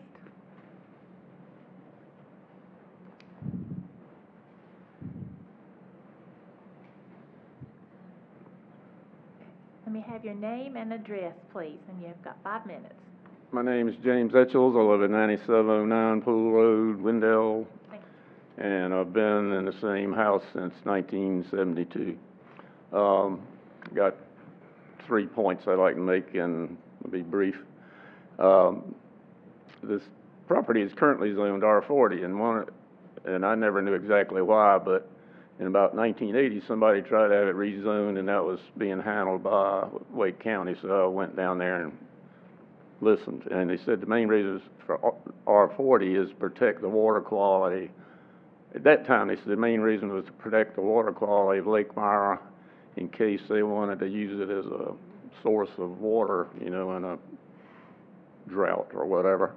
And the Lake Myra has been a very nice resource for the area for a long time, and I went to a historical meeting at the town in Wendell, and it showed that it was a public beach, you know, in the, I guess, the late 30s, 40s, and 50s, so it's always been kind of a interesting part of the county. The problem with lately is there's 3 subdivisions been planned. There's the Seeley property, Horton, and the really large one on the corner of Smithfield and Pool Road. I won't even go into the traffic situation. I think most people are aware of that. There's 14,000 cars a day go down Smithfield Road, and if you have an emergency at 5:20 in the afternoon, you're in trouble. So main point was, if you develop this area, even though they have sediment ponds and buffers and all that, if you have a hurricane and have 3 or 4 or 5 inches of rain, you're still gonna wash gasoline, oil, and tire rubber into Lake Myra, which is not a good thing. Second point I wanted to make, and I don't know, but I didn't hear anybody mention, and I don't even know what the real answer is all the sewage from this area has to go uphill till it gets to either Major Slade or Smithfield Road. That means it's under pressure. And that means if anything goes wrong, it goes really wrong. So I don't even know how this particular subdivision is planning on getting the sewage out. The city of Raleigh is rather limited on your access to hook into a pressurized sewer main. Whether they can get it to the other side of the lake or not, I don't really know. Last point, which just struck me odd, is there's a 400,000 volt cross-country power line and cuts right through the middle of this subdivision, which seems like a strange feature. Thank you. Thank you. All right, next, anyone else? Your name and address, please. Hi, thank you. I'm Leanne Hammerbacher with Triangle Land Conservancy. We have a satellite office at 4429 Mile Plantation Road on our 450-acre Williamson Nature Preserve that is less than 2 miles from this site. TLC has been working with Wake County, the town, and other partners to protect lands in the Marks Creek watershed for over 30 years. In fact, this area was named a Last Chance to See landscape by Scenic America in the early 2000s. There are only 10 of these in the country. And since that time, we've actually protected more than 1,500 acres, approximately 2,500 acres in this watershed. And I think it's important to think about the entire Marks Creek watershed. We all know when you get above 30% impervious or so, that you'll have detrimental impacts to water quality. In Marks Creek, we have the chance in a really significant, important natural and cultural area to not surpass that threshold with all the land conservation work that has been done. This property sits at the headwaters of Marks Creek in Lake Myra, and we ask that you not approve this rezoning. We think the increased density is not in character with the surrounding community, nor the rural character called for in the Marks Creek plan, as well as county and town land use plans. The 71-acre tract is surrounded by just 5 neighboring tracts, 4 of which are active farms and 3 of which are enrolled in the voluntary agricultural district, showing their commitment to continuing to farm in the area. And I think at least three of these 5 neighboring tracts are here tonight representing opposition to the development. 40,000 square foot minimum lots with low density development as currently allowed with the R40 zoning is more consistent with these neighboring uses. Changing this minimum lot size to 10,000 square feet as proposed this evening will greatly increase the impervious surface and have significant impacts on the existing wildlife corridor in neighboring tracts. We've seen the development plans and hoped that they might consider greater conservation efforts in the area, but their current set aside of a pond and this proposed trail, which runs through the power line easement, does not really support increasing the density or enhance the rural character of the site or improve connections to existing lands. Marks Creek area is of great historical and natural importance. We think that actually before the Seelys owned this property, it was owned and farmed by Sir Walter Raleigh Major Slade, one of the most prominent black farmers in the early 1900s, and the only black farmer to own land north of Pool Road at that time. In addition, the tract is adjacent to several operating farms, 2 of which are owned by farmers of color who will be greatly impacted by this development. The property is also home to 3 tributaries that help protect almost 2 miles of stream buffer that lead to Lake Myra and Marks Creek. In addition, the tract has not been inventoried itself, but there are over 11 occurrences of rare species found within 1 mile of this site, according to the Natural Heritage Program. Again, we are not proposed to development on this tract. We just think it fits better with the current county zoning and ask that you consider not rezoning this project at this time. Thank you. Thank you. All right, anyone else?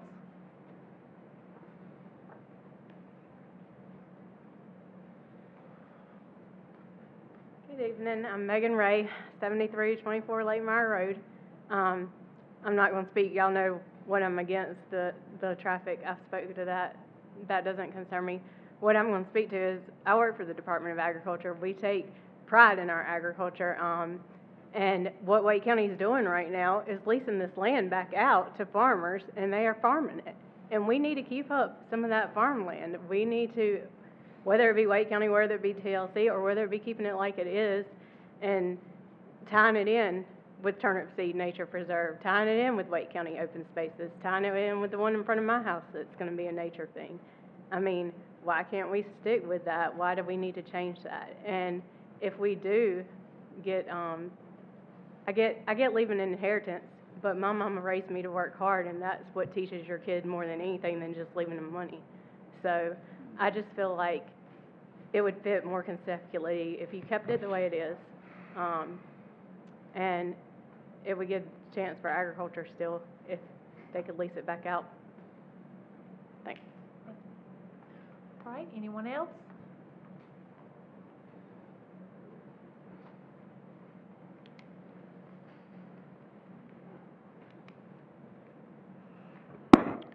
I'm short. Hi, I'm Debbie Cobb. I live on Smithfield Road, right backs up the Sealy Farm. And my parents and their parents grew up together.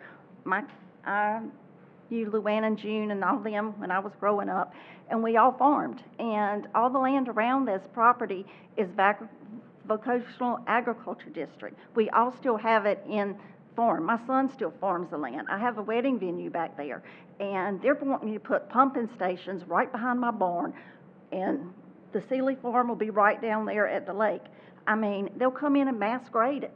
I mean, why can't you just go back to Wake County, let them have well and septic tanks where they come in, have bigger lots, and build nice houses? I mean, Wendell really doesn't have a place that has nice houses, you know, with big lots, and it won't be just a stepping stone for people just coming in, staying a few years and moving on and renting out the houses, because that's what we have on Smithfield Road right now. And I want to keep my family farm. I'm not, you know, going to sell it. My boys don't want me to sell it. I'm not selling it for the money. I want to keep it. So that's my say. Thank you. All right, anyone else?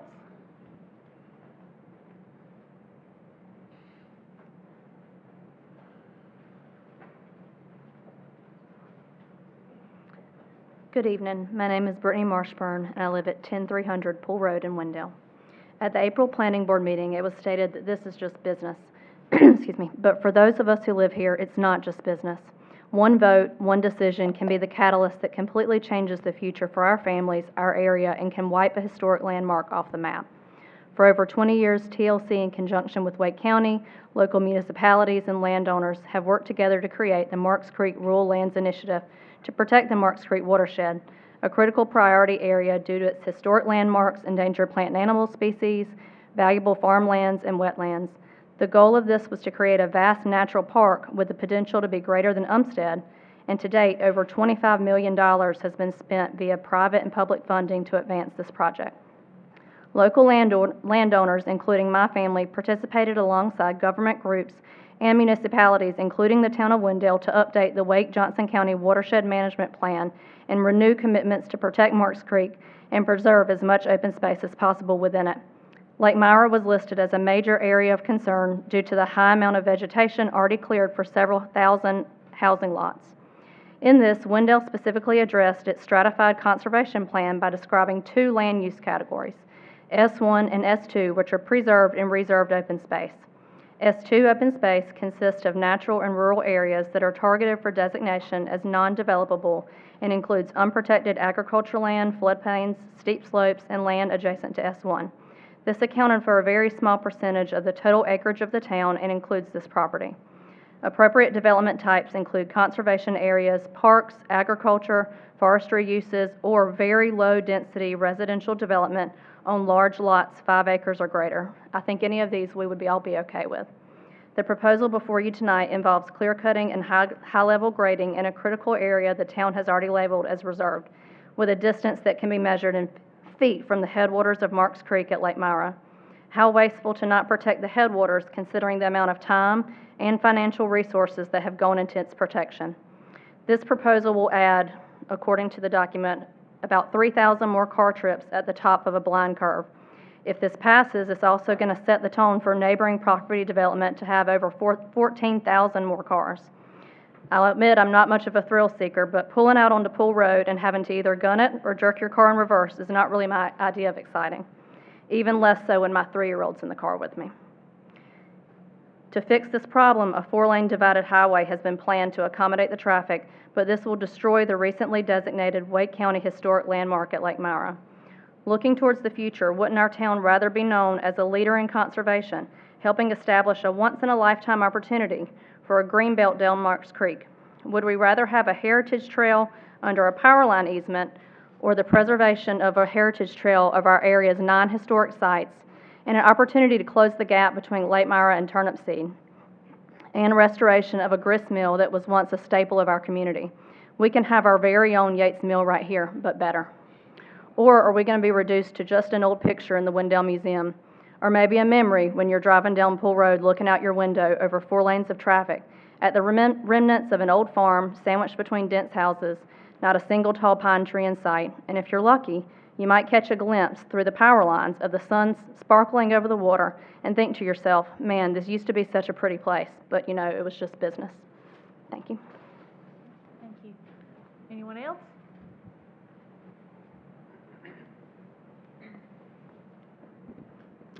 Matthew Yeager, and I live at 1004 Myra Falls Road in Wendell. As referenced earlier, the 2006 Neuse River and Marks Creek Conservation Assessment highlights Lake Myra and the surrounding area as one of 3 core scenic areas for protection. While direct protection of the lake and major tributaries are emphasized, the assessment explicitly states that protection of a few historic houses and scenic tracts of land is not enough to protect the scenic landscape. The beloved vistas, historic structures, and picturesque farms are significant because of their rural context. The curve of Pool Road west of Lake Myra adds to the scenery of the lake because the sudden openness of the lake after the curve is a surprise for the eastbound traveler. These roads are also scenic because they are 2-lane, relatively narrow, and carry a light traffic load, or at least used to. I speak tonight in opposition of the proposed rezoning, as this development will act as a direct assault on the character and value of the area along Pool Road. Actions speak louder than words, and our actions in the past serve as a reference for what is to come. By highlighting a few consequences of development to the east of Lake Myra, I would like you to see how similar development to the west would continue the attack already underway on this historic area. As much of the surrounding landscape is comprised of field granite, blasting by development in Wendell Falls resulted in multiple cracked windows in my home. Imagine what will happen if blasting is needed for development to the adjacent property and the impact this will have on the Lake Myra Dam, which was built in the 1800s. To provide natural gas for new development, Dominion Energy placed an underground line south of Lake Myra. The required drilling led to cracks in the house at the intersection of Pool Road and Lake Myra Road and the historic wall surrounding the property. Imagine the damage to come when sewer is needed for municipal sewer lines running to the property. Because of increased demands from local development, Duke Energy chose to ignore the designation of the area as a Wake County Historic Landmark and study participant on the National Register of Historic Places, and instead slashed trees surrounding Lake Myra under the false statement that power lines could not be placed underground. Imagine how many trees will be destroyed with clear cutting for housing. Developers have repeatedly demonstrated blatant disregard for over 20 years of planning and conservation and preservation. Now is the time to act. I ask that you honor the participation by previous town leadership in recognizing the importance of land surrounding the Marks Creek watershed, and follow the recommendations of the Planning Board and choose to oppose the proposed rezoning. As local landowners, our voice can only go so far. Action by landowners, as evidenced by involvement in the voluntary agricultural districts and National Register of Historic Places, partnership with NC State for research, and collaboration with Wake County Parks demonstrates where our priority lies. Action by you, as our local government, can help to prevent the proposed destruction by housing development. You hold the power to preserve the beautiful sanctuary already in place. Thank you. Thank you. Anyone else?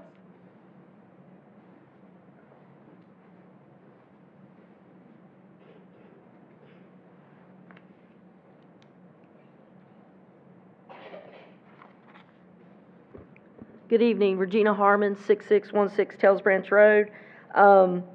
Commissioner Joyner made a statement that he would like to know what we would like to see better. Well, I can't speak for them, but I would like to try to honor that in your comment. It's their right to sell their property. They should have every right in the world to sell their property. All I'm asking, and it sounds like the rest of the people, is not build as much on that property. Because everybody pointed out some issues, septic, traffic, all of that. Now, if it was still in the county and we didn't annex it in, 2-3 years ago, we wouldn't be here right now. But you as the board have the right in order to lower the numbers even more as far as what you can put on that property. So everything that I've saw Steve do so far, he's come in and he's building 3 projects right now in Wendell. He's got the one in front of the golf course. Townhomes are halfway completed. He's got the one right there adjacent to Pool Road where he's come in and he's stripped everything. And he's also dug, what do you call those things where water runoff and the big thing where the water comes off? I know you want to tell me what it is so bad, but thank you. So it's right there at the edge of Wendell Falls Road. I don't know if that's where it's going to be kept, but that's going to look terrible. So he's going over here to this property and he's going to build more townhomes, which means he's going to go in there and strip it. Yes, he's added some amenities, and yes, they have the right to sell their property. But if it was still under county, a lot of this wouldn't even be talked about tonight because it would be less density. I know what y'all change it to is less density, but Brittany, she has put so much hard work into this, and she has shared with you guys some opportunity for you guys to vote and make this a good project. We're not saying he can't have the project, or at least I'm not. I'm just saying let's don't go in there and dynamite everything and cause erosion and other problems to the lake that's not even a block away. So I'm not sure if I'm answering Commissioner Joyner's question in order to have a solution, but I hope that I am because I thought that was a great comment. Never come to the table if you don't have a solution to the problem. And I don't know if this is a perfect solution, but I do know lower density and let him build and let him sell the property kind of fits everybody, but a lot lower than what's on the table right now. Thank you so much, and I cannot believe I didn't use all 5 minutes of my time. Thank you. Anyone else?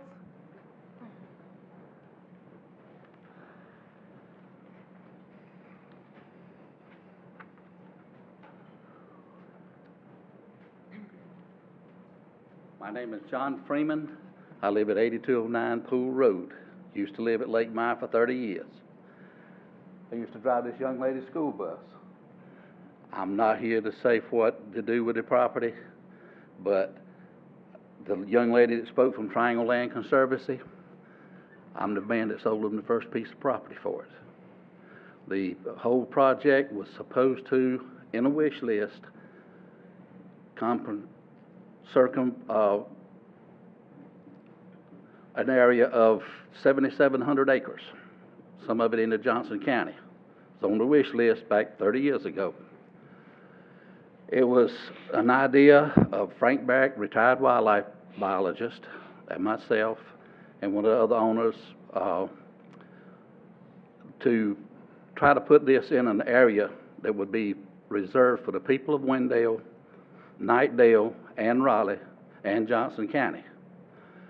The plan was to put 2,800 acre lake in the middle of it, put a dam at down where we used to call Continental Canyon on Shotwell Road, just below where Ms. Wall. And I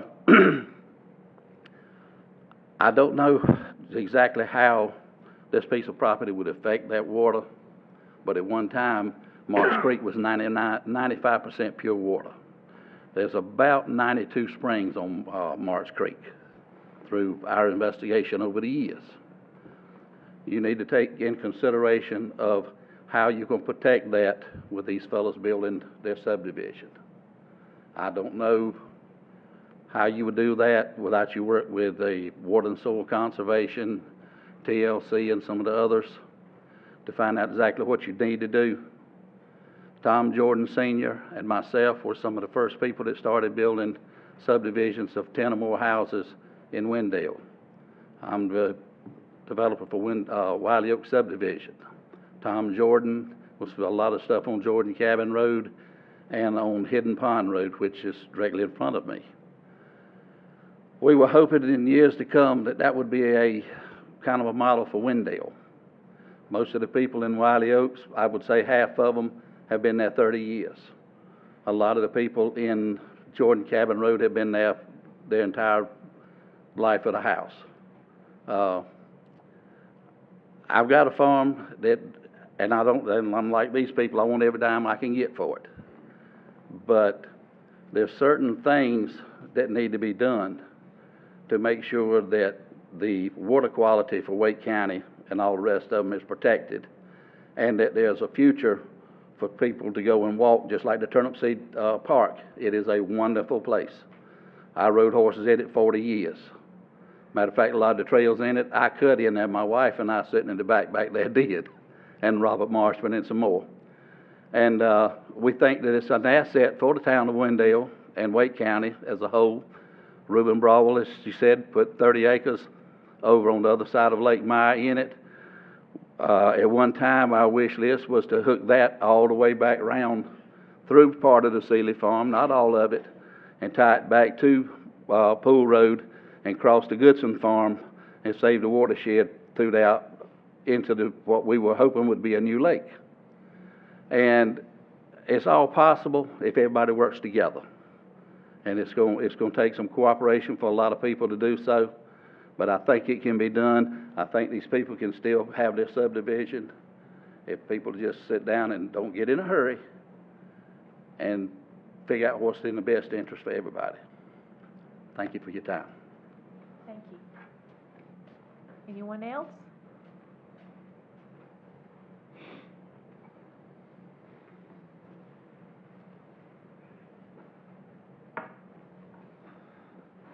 I'll be very brief.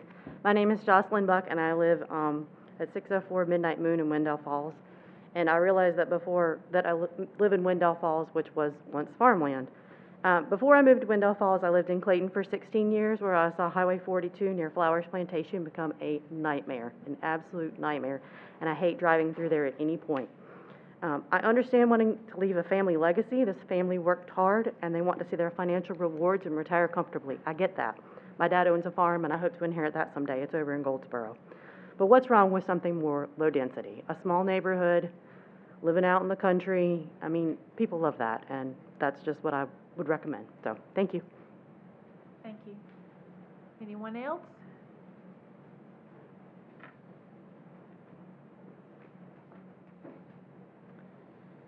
All right. Are there any additional comments or questions from the board?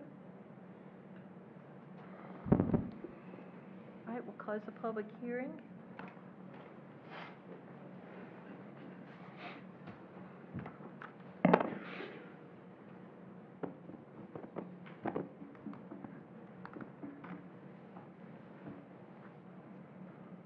So I'll speak first real quick. This property is, as many of y'all have hit on tonight, it's kind of a unique piece of Wendell and a unique piece of the county. And it's been no hidden from me that I've been a fan of this area for a long time. I think it's a beautiful area too. So I know things are coming up the road and down the road and things like that. And I've been also the one who spoke many years about trying to not be able to control everything around us, but trying to control what we can here. And while the project itself I think is a fairly nice looking project, especially based on what we've seen in the past here, I do agree that it's a unique area. I agree, and I think that with a unique area, it requires unique attention. And so for that purpose, I'm not in favor. I think traffic's an issue. I think the natural conservancy of the land is a factor to consider, more so than other areas we've had in the past. And so therefore, I'm opposed to what's being proposed. Okay. Thank you. Mm-hmm. Anyone else? Oh, Madam Mayor, so I think I've heard some of the most compelling and some of the least compelling arguments that I've heard tonight in my time on the town board. And I guess what I'll say to that is I certainly appreciate the Seeley's comments.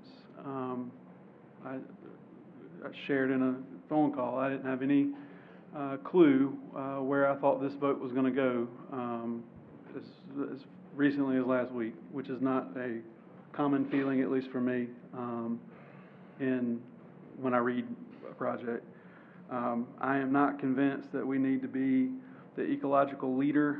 I am not convinced that we need to protect anything that is adjacent to wetlands or is adjacent to an existing park. I am not convinced that we have to preserve every historic structure.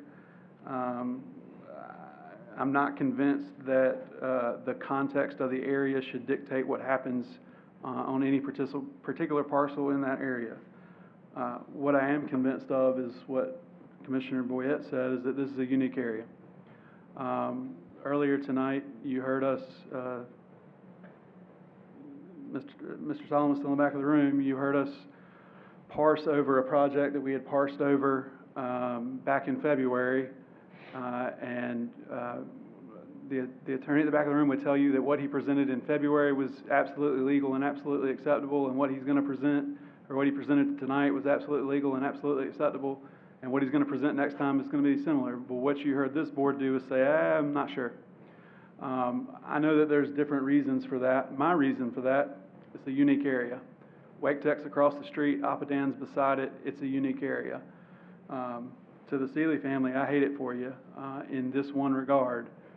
You can't control what happens around you, but neither could Mr. Solomon's client, the Medlins, control whether Appadan or Wake Tech was going to be there.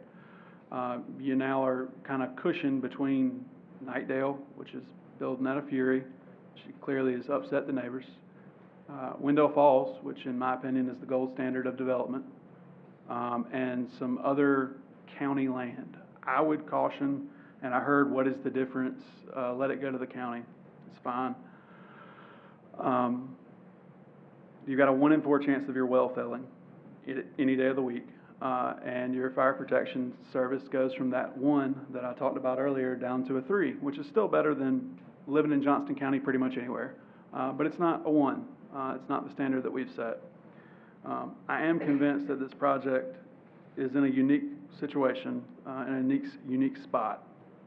I am wholly committed to seeing the Seeleys be able to sell their land and it be developed. I'm not opposed to that. I will agree with the majority of the folks here, and I think what will likely be a majority of the board, that what's in front of us isn't it. And there's a connection, some connectivity issues, there's some other issues that I'm happy to delve into later. But based on the totality of that, and with, again, my understanding that, or my statement that I don't necessarily agree with a lot of the arguments against it, I agree that this is a unique spot. And that we should take due caution in doing that. And with that, Madam Mayor, whenever you're ready, I'll have a motion. Let's make sure other people don't want to, and Yes, I have a ma'am. comment I want to make as well. Is there anything from this side of the table? My concern was the size of the lots again, because it's a low density, but they're just getting a low density by giving more land for open space, is that what it is? I don't know. I didn't see the Is density. that how it works? Okay. I'm saying low density meaning like half-acre lots, or like Blair Hills or something like that. Density is the total acreage divided by the units. That's how you derive density. Lot size deals with the So actual it's still size. 10,000 square feet or something? Lot. Okay. They're two different things. I think that's what he's saying. Yeah, I just want to make sure I was clear on that. You are being correct. Yeah, that's, okay, we definitely need some low density subdivision. I'll add that, pretty dynamic presentations tonight, so thank you for that. Everyone was respectful, so we certainly appreciate that as well. I think at the end of the day, there's a path for the Seeley family, I feel like, to achieve, maybe not with I don't know, decimal points and that kind of thing, without getting into that too much. I think there is a path for them to achieve what they need to achieve. But it is unique, and, you know, I appreciate the thoughtful, discussion and comments and conversation. But, yeah, I think we're gonna agree on this one. I have a couple comments I want to make. This comes up a lot when development comes, and so I just wanted to address it real quick. People become concerned, in addition to traffic and all of the other things, excuse me, about EMS, fire, and schools. Where are the children going to go to school? What are you going to do about fire? How are we going to get EMS services and that kind of thing? Our town staff meets with Wake County Public Schools very frequently. I couldn't tell you how, all the time, and they are constantly aware of the numbers, the unit numbers and things like that, and they're aware of needs all over Wake County for schools and things like that. So that will be taken care of. It doesn't fall underneath our purview. So I'm not going to comment on it further than that, but it will be taken care of, and there's a group that's their job to take care of. Same thing is true with EMS and fire. So no matter whatever happens around Wendell, we're not going to just let you sit out there and go, well, you know, we built that new fire station, we don't have another one. So you're just out of luck. That's not going to happen. So these kinds of services and the places that provide them and the employees that work there will grow. Schools, EMS, fire, just like our police, will grow as the need arises and as growth happens. So I'm sure it's not the last time I'll say it, and it's not the first time, but I just feel like I always occasionally need to address that. Is there anything from anyone else at the board?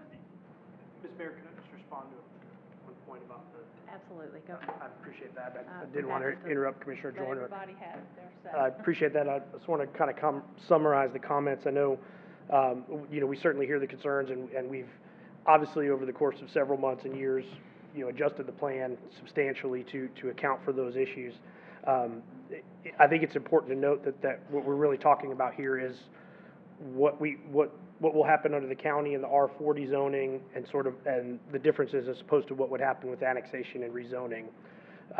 The difference in lots, it would be about 80 to 82 lots under the R40 zoning versus the 116 we're going for. So for roughly 35 additional lots, you're getting sewer and water connections, so you don't have to worry about any septic failures. You're getting increased buffering that you're not going to get in the county. You're also getting a rain garden, and specific measures have been taken to protect Lake Myra, including stormwater control measures to keep that water on our site and protect the lake. In the county, none of that is required and would not be implemented. So the choice here is really, this land is going to be developed, what is the best alternative? And we think, obviously, for the reasons we've stated, for the additional protections, and for, you know, to give to give Wendell a product type and a lot size. The average lot size will be 15,000 square feet, which is well over a third of an acre. So these are going to be larger estate lots, you know, with bigger, you know, higher priced homes. Thank you. Anything else from the board?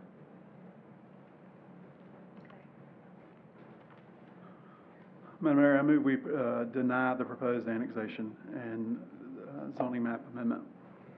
All right, we have a motion to deny the proposed annexation and zoning map amendment. Is there any discussion on the motion? All right, all in favor? Aye. All right.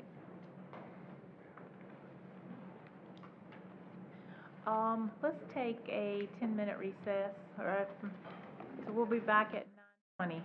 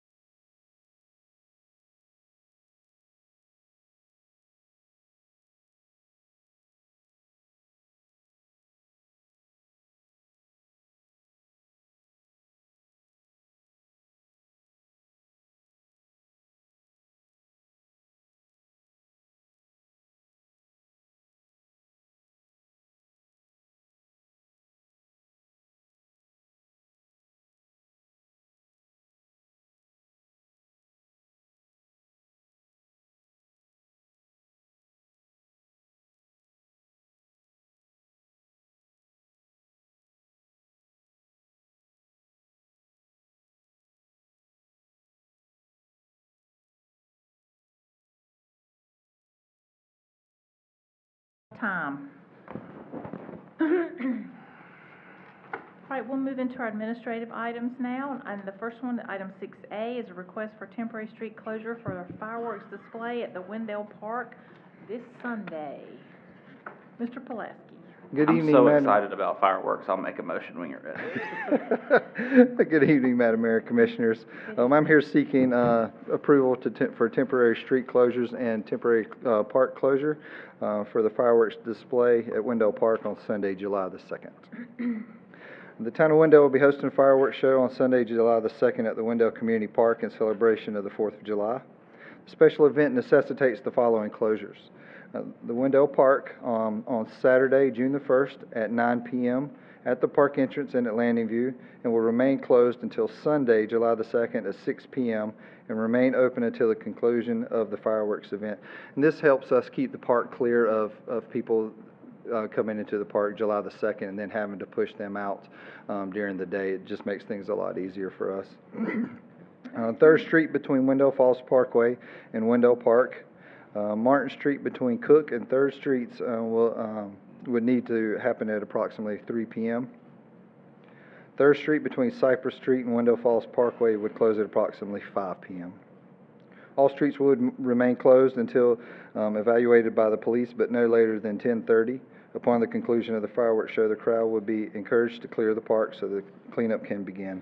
Activities at this event include music and 13 food trucks. Visitors are encouraged to bring their blankets, chairs, and activities for the families to enjoy. Alcohol and personal fireworks are not allowed in the park as usual. Visitors are asked to refrain from bringing coolers, pets, or personal fireworks, including sparklers, so that we can try and keep everyone safe at the park. The safety of those attending the event necessitates the temporary closing of the streets and park. So staff is requesting a motion to approve the following temporary street closures. 3rd Street between Cypress Street and Wendell Park. 3rd Street between 3rd and Cook. Landing View, once the 500 cars have entered Wendell Park, which is about our parking capacity. That would be closed off at the Wendell Park property. And then also attached is an event map, so you can see the layout for that event. All right, any questions for Mr. Pulaski? No, Mayor, I'll move that we approve the temporary street closure request. All right, we have a motion to approve the temporary street closures on the streets that were requested. Is there any discussion on the motion? Second annual, by the way. It is now officially an annual fireworks, so yes. All right, all in favor? Aye. All right, no one's opposed. Thank you. Item 6B is the adoption of our fiscal year 2023 year-end budget ordinance amendment. Garrett Johnson. Good evening, Madam Mayor, Commissioners. Seeking tonight a motion to adopt the year-end budget ordinance amendment for fiscal year 2023. In order to maintain budgetary compliance, a budget amendment as proposed needs to be added to the fiscal year 23 budget ordinance, which was last amended by the board on February 27th. This ordinance amendment would account for originally unbudgeted projects and initiatives or simple budgetary overages. The town is required to maintain a balanced budget, which is an equal amount of anticipated revenues and fund balance appropriation equal to all appropriated expenditures. The year-end budget amendment primarily serves as a final budgetary cleanup to appropriate additional funding to overspent expenditure lines by either recognizing additional revenues that have been or are anticipated to be received in excess by the end of the collection period, or reallocating excess funds that have been previously appropriated. Finance staff has estimated what revenues attributable to the fiscal year have yet to be received. Department heads have reviewed their existing budgets and projected what remaining needs are necessitated through the end of the year, which is this Friday. While the budget is legally adopted at the department level and only requires adjustment if department as a whole are over budget, staff makes adjustments at the line item level. Budget amendment highlights are as follows. The governing body department, increased legal fees and dues and subscriptions. The administration department saw a decrease in their salary expenses due to a budget position being transitioned to planning. Additionally, there were increased part-time wages for our summer intern, as well as legal fees and training. IT increased salary and other related expenses due to a mid-year reclassification for the position, as well as increased data processing expenses. This particular overage was partially offset by our National Citizen Survey expenses coming in slightly under budget. Finance Department saw a decreased salary and other related expenses due to a vacant position that was vacant longer than originally anticipated. Economic Development reduced contract services and launch Wendell expenses. Removed funding for unawarded building upfit grants, and reduced the brownfield budget to be reappropriated in the upcoming 24 fiscal year.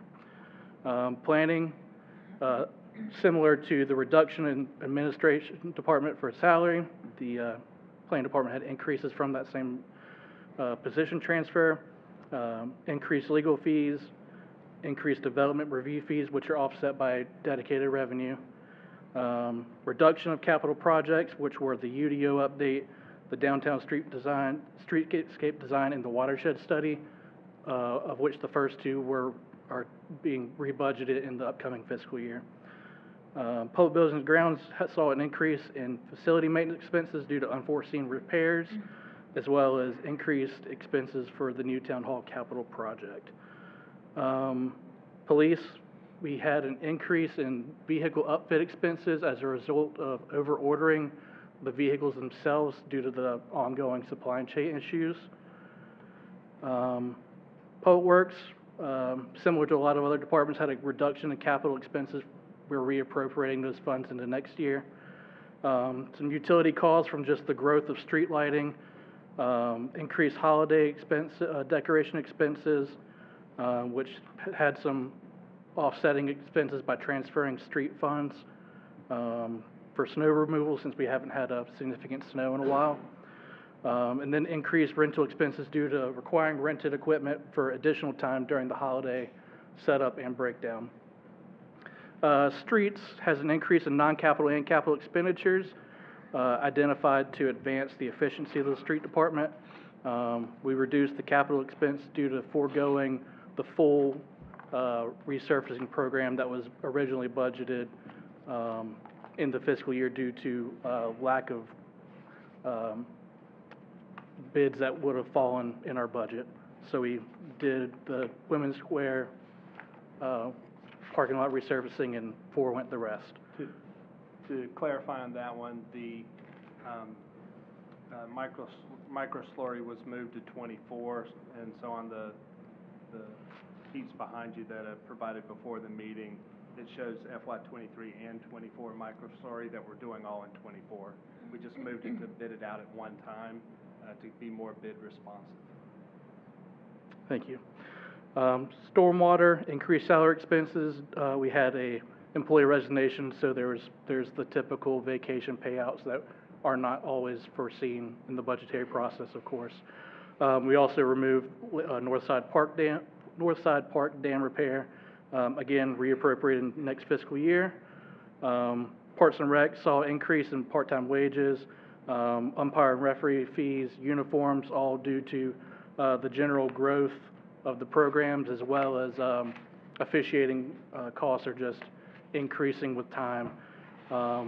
And along with, as has been with other departments in the theme, we're removing some capital project budgetary fees, again, reappropriated next year. And then finally, the non-departmental increase just from actual health insurance claim expenses that have come in.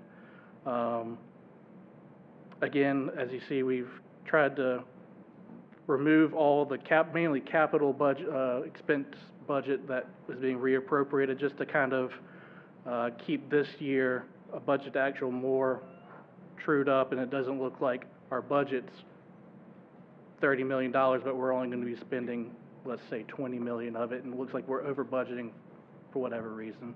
So just trying to get a more accurate portrayal of what the budget is. So with that, hey, happy to answer any questions from the board. Madam Mayor, I move we adopt the year-end budget ordinance amendment for fiscal year 2023. Okay, hold on just a minute, I have a quick question. Yes, ma'am. We've reduced the capital expenses to be reappropriated in fiscal year '24, so, Pleasant Grove, Hollybrook Park, the Greenway design, Buffalo Creek Greenway design, and the concession stand. So, you know, I want everything yesterday, so when's that gonna happen? I mean, So the I just 5-year. don't want us to keep kicking the can down the road. Yeah. These are, some of these That things are things we've been particular talking about a long project you time. want an update on? Hollybrook Park. All right. Yeah. Hollybrook Park, should be put out to bid within the week for a contractor. Once the contractor is on board, then the construction schedule you'll see in that agreement, and we'll move forward with construction. What about concession stands at the community center? That one, the contractor is having an issue locating subs, is otherwise ready to go, utilities relocated. So that delay is something that happened anyhow, so, okay. Yeah, that, we wanted them done already, they don't have subs to finish the work at this time. Okay. Is there any other project anyone's interested in? I just don't like kicking the can, that's all. I'll just second the bin, wanting them all to get done now, Yes. whatever that means, and I know we're all on the same page about that, but. We Can we are start on in agreement on that. I really want to be able to do that for you. Okay. All right, so can you restate your motion, please? I move we adopt the year-end budget ordinance amendment for fiscal year 2023 budget. Okay, so we have a motion to adopt the year-end budget ordinance amendment for the fiscal year 2023 budget. Is there any discussion on the motion? All right, all in favor? Aye. Anyone opposed? All right. I've got something special to read. Item 6C is a resolution making certain findings and determinations and authorizing the filing of an application with the local government commission in connection with the proposed issuance of Parks and Recreation Facilities bonds and transportation bonds by the town of Wendell, North Carolina. All right. And tonight, we're going to start with a brief presentation by Mitch Bergoglio.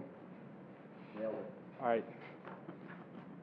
I asked for clarification, but it was a couple hours ago on the name, so thank you. Mitch from Davenport is the other name he goes by, our financial advisor. So based on comments from the last meeting, Mitch is going to run through several scenarios, the last one, and then a couple other impacts on the borrowing over what time period, and how that can impact the amount of money that's needed and the equivalent amount in tax rate, based on when borrowings happen and revals, some of those scenarios. Also show an example of removing a large project just to see how that compares versus delaying a large project just a couple years in that same borrowing period. So that's kind of our set. At the end, we'll remind where in the process. Tonight is a referendum. As I've mentioned to several of you, it's kind of like getting your initial pre-approval for your mortgage to buy your house.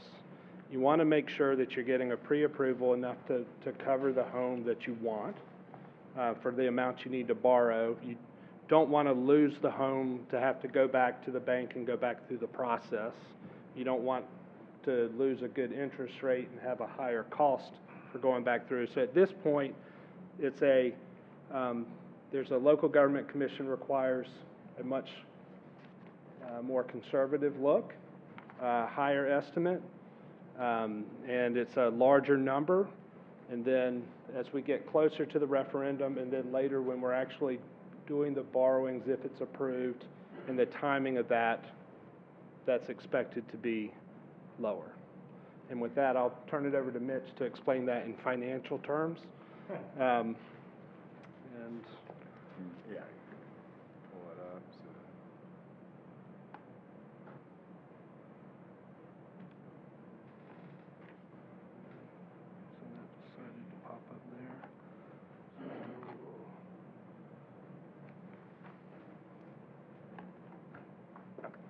Great, thank you. Mr. Collins. Madam Mayor, member of the Commissioners, thank you for having me this evening. I know my colleague Ted Cole has presented to you all a few times and gone through some of the details, so I'm going to skip a lot of these slides and I think go to exactly the bottom line that y'all want to know about. And so, as Mr. Collins alluded to in the past, and at your last meeting on June 12th, we had looked through one plan or one potential outcome of the GEO referendum and accompanying overall capital improvement plan. That's shown here in columns C and D. And that plan, I think it's important to note, we have assumed for fiscal years 25 through 28 had assumed a 10% what we call natural growth in assessed value. So that's just new development adding to the tax base, nothing to do with revaluation, which is currently scheduled for fiscal year 25 and fiscal year 29. And then for fiscal year 29 and beyond, we had dropped that assumed growth rate down to 5%. In that plan, it was assumed that the $50 million of a GEO bond referendum would all be funded by fiscal year 2027. And in the current fiscal year, upcoming fiscal year 24, there would be a $6.5 million installment financing. That's like a mortgage type financing for the Public Works facility, and that would be in addition to the general obligation bond. So in that plan, under those assumptions, we had looked at the equivalent of overall 13.8 cents or $2.1 million needed in fiscal year 25. And I'm going to talk off of line 21 this evening. That's the equivalent fiscal year 25 impact. Of that 13.85, 12.5 cents was tied to the GEO bond referendum. The differential 1.3 cents was tied to other CIP-related projects, and in talking with staff, that was going to be able to be covered through other areas of the revaluation and other revenue sources. So the focus there was 12.5 cents of the 13.8 on the GEO bonds. A couple other scenarios in talking with staff that we developed for you this evening or for potential outcomes. Columns E and F are what we're calling sensitivity case A. And what we've done here is looked at some mainly revaluation impacts that could affect the overall equivalent tax rate impact, dollars amount needed. And so what we've done is assumed for the upcoming revaluation, 15% impact or growth in the tax base from the revaluation. And talking with staff, that's about half of what the current sales assessment ratio is showing.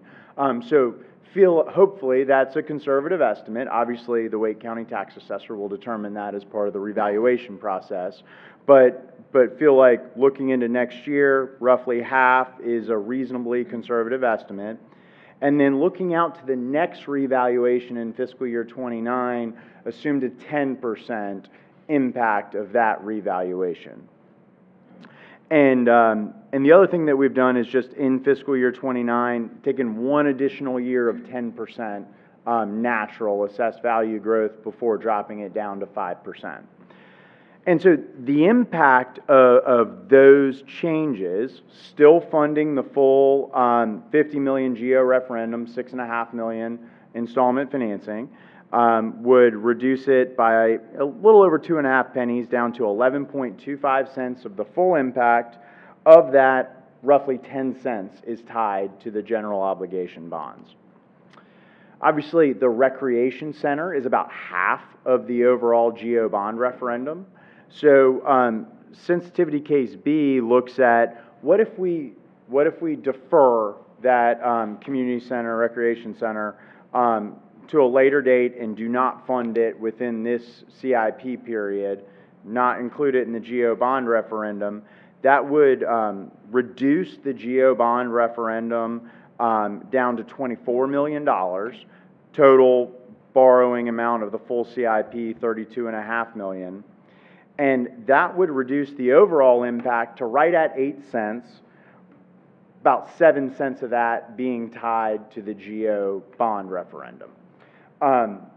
Within that plan, or within that scenario, there would be additional capacity for other capital projects starting in fiscal year '28. And in fact, there would be enough capacity to fund the recreation center in fiscal year '29. So within that plan, if the recreation center is deferred from where it was originally in fiscal year '27 to fiscal year '29, within the overall 8 cents, 7 cent GO impact, you could still do the recreation center. It would just be a couple years later in fiscal year 2029.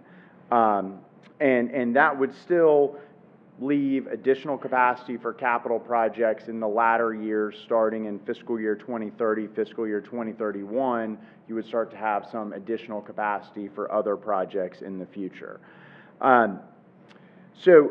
This evening, I'm gonna be quiet in a moment because I'm sure you all have questions, but just to put it in bigger picture context, this evening, what you all are doing is your first legal action tied to the GO bond referendum.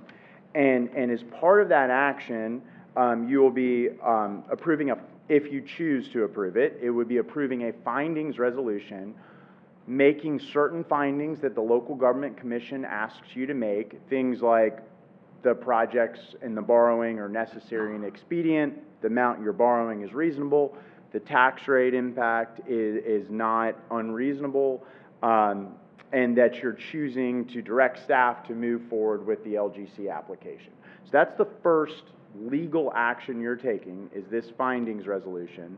And that intent to file the application with the local government commission will be published in the paper by June 30th. So that's what you would be authorizing this evening if you choose to move forward. In doing so, you would be locking in your referendum questions. So the purposes of the referendum, transportation, parks and rec, those would be locked in. And within those two purposes or those two questions, you would be establishing a not to exceed amount. So that's setting the ceiling on the amount of the referendum, dollar amounts that go on the referendum. You will have another chance on July 24th to set the final amounts. So whatever amount you set tonight, it will be the not to exceed amount. If you choose to lower it on July 24th, you'll have the ability to lower that amount, but you won't be able to go higher than whatever it is that is set this evening. So kind of with that perspective about what the ultimate resolution is, I'm happy to answer any questions about that or the numbers, potential outcomes. Any questions from the board? I have a few. Yeah. Just a couple questions. When we're looking at the GH column here, and tell me again where the money comes from then to fund the rec center in that fiscal year '29. I know you mentioned this earlier. Yeah, so GH, the rec center's not in the bond referendum. It's a lower amount. Okay. And what IJ shows is leaving it in the referendum, but just moving the borrowing schedule out to beyond that second reval. There's no difference than leaving it in or taking it out. Okay. And it's still within the same time frame allowed within the referendum. And so just the timing of when we do borrowings. So as your budget officer, I would look at this and say, there's no difference between GH and IJ. IJ accomplishes your Parks and Recreation Master Plan, provides for the recreation gym space that you need, and provides a funding alternative and flexibility for a board at that time to decide if that project is needed, if the borrowing is favorable at that time and the rates are favorable to be able to move through consistent with this plan that was voted on and assuming then approved by the public. not approved, obviously, that's not a funding option. And we would have, if a board or a future board wanted that project, we would have to seek other ways to fund that. And I think that's an important point that I meant to mention earlier is within this referendum, if you approve up to the 50 million or some lower amount, that's the amount that you're approved to issue for the GO bonds. If the voters say yes and they are approved, that's the amount that you can issue up to. You're not required to issue them all. So if things evolve over the course of this plan, things could get better, and you may choose to issue and do projects more quickly. Or if you get into the plan and growth assessed value isn't coming in as quickly as you anticipated as part of this plan, there are levers that you can pull to adjust the plan to make it work. One of those levers is deferring bond issues, waiting, holding off a couple of years to let the value grow back. If the value never comes back to its growth rate, you could choose not to issue all of the GO bonds. You have a lot of options. You're not committing to issuing all of these bonds just because they're approved. And so that kind of leads my other question, and then I'll kind of put it as a statement since I think you sort of answered it. But when you're having a bond that you're voting on that's based on future predictions, then it's almost another component of our annual budget to a degree, where each year you're having to look at projected growths and what's coming in and what we can do and can't do. And like you said, if we can keep moving forward as we've predicted, then we're good. And if not, then we've got to figure it out. Yes, sir. Yeah, okay, thank you. And tonight, we're Thank you. establishing what I would say our up to amount. Yeah. And if we decide between now and July to go down, we can do so. We cannot go up. Just Right. Well, restating that just to. Yeah, that you can always go down. Going up means you have to restart the process, which would then create a time issue with the referendum. So it generally will put it off a year or multiple of years, depending on whether or not you want to fund an independent municipal referendum election, if it's not an election year. And so to bring together, I think maybe both of the questions, is it true that not only can we still make reductions between now and July, but anytime after that, assuming all of this authorization is approved, we still have the ability on an annual basis or on a regular basis in future years to make decisions based off of that big authorization that the people have had an opportunity to make. We still are a board that is going to be subject to election and going through a budgeting process and issuing debt, theoretically, if we're authorized to do that, at intervals in the future that we could choose to move forward with or not, depending on the reality at that point in time. And as long as we're staying within the lanes of the original bond referendum. If you think about that, this is the form of credit that you would be using to buy something. As a consumer, you always have your choice of whether or not you buy anything with that credit. You don't have to use all your credit. You don't have to use any of your credit. All this is an authorization, and a legal authorization that we have to go through to establish that public desire and financial approval to have that credit issued to resolve funding these capital needs, with the idea that when you fund a capital need, the people using the facility are the same people paying the debt in that lifetime. That's the idea. It's the same as when you buy your house. You're paying your mortgage while you're living in that house. You're benefiting from your payment. There's no different. Quick question. So between this year and 29, we have 2 revals and this one-time increase? So on EF versus CD, CD has no reval calculation there. We were just leaving reval completely out of the initial one, keeping it clean. They're still coming, right, no matter what, those come? Yeah, that's a statutory, it's every 4 years in Wake County, they do a reval. That makes sure that the amount that's collected on property values is consistent with a recent valuation of people's properties. And we're predicting they're gonna go up each time. Yeah, I mean, just like any investment that you Yeah. make, you hope a value of your investment increases instead of decreases, otherwise you lose the value of your money. What was our increase last time? Just to Phil's point. So on average, Here, come to the, sorry, there was a question on the, because Yeah, you're referring to what our previous revenue neutral was? yeah, Well, like, no, the percent, like, what was our percent increase of total value last time to this time after reval? what was, Like, we're projecting 10 and 15, what would our last number have been? I'd have to follow up with you on that. so like this time we did 2 10s and an 8, it'd be about, What was the- $300,000 home, $1,200.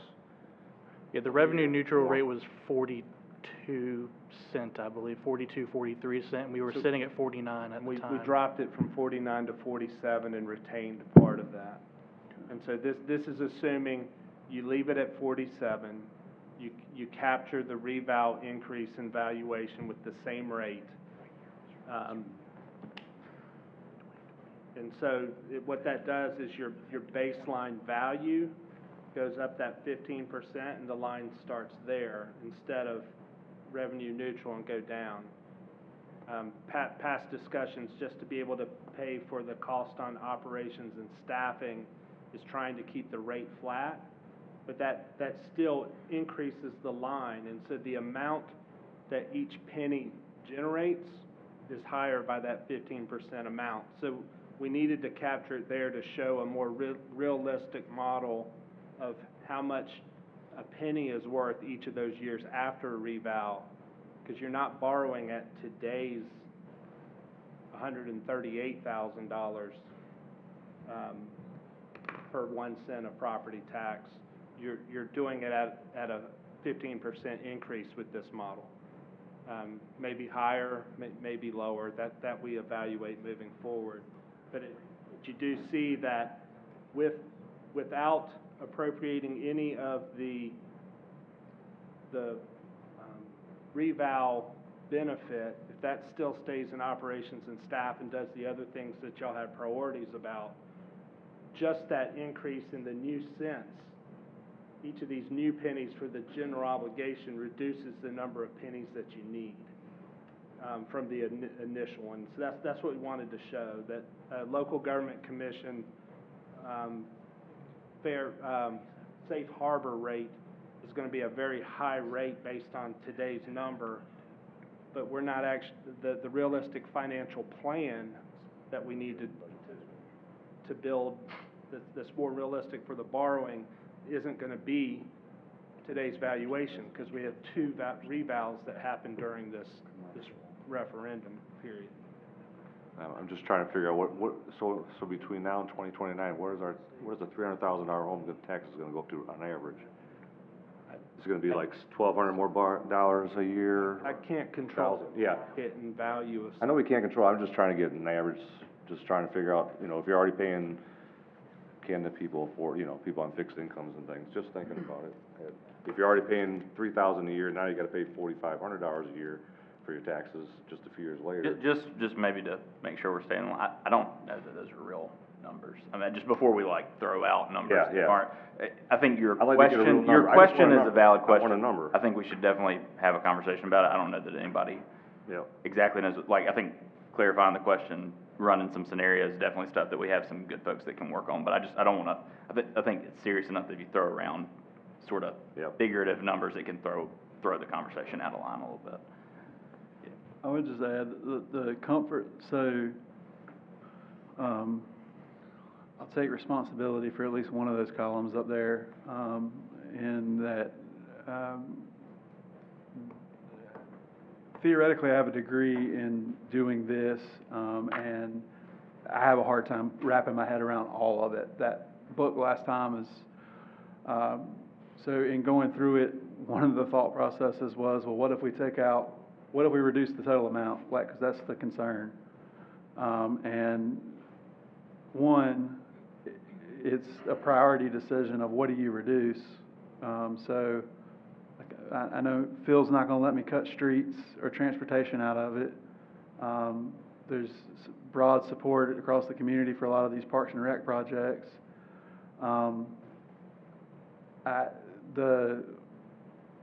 Seeing the columns I and J, and that just by moving that back, I walked in today thinking that I was likely gonna be in favor of G and H, which would remove the center, and my only comment to the manager was, and I will show up in 3 years when all of these projections that y'all have made are too conservative, which they're definitely conservative.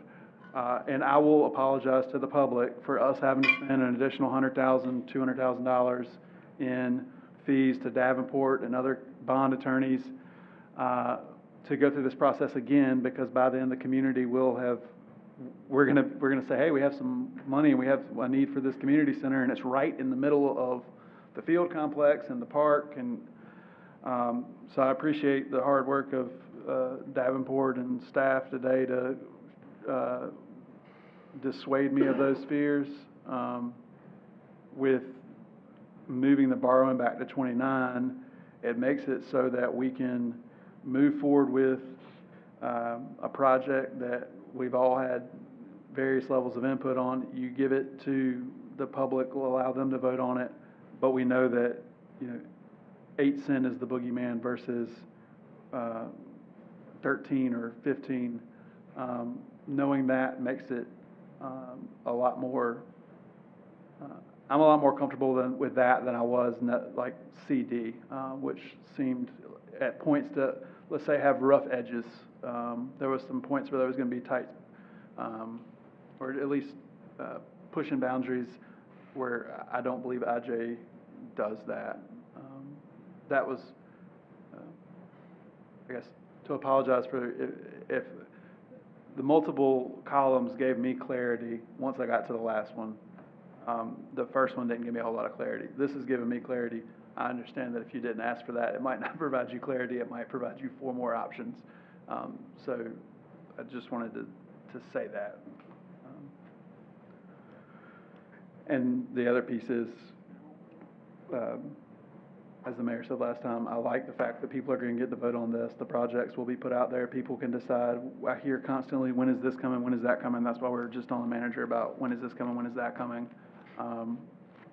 I think that Wendell voters were smart enough to elect all of us. Surely they can use their good judgment to figure out what they want next. And I think that, well, if I was betting on myself or these bonds, I'd bet on the bond for another election in Wendell. And I say that with all sincerity. These are projects that we've been talking about since before I was on the board. This is the time to say, here's how we do it. Everyone has said they want it. We came up with a plan. We've come up with a funding solution. We've come up with a financial plan around that funding solution. We're ready to go. If you're ready to go, so are we. If not, that's fine. We'll go back to your regularly scheduled programming.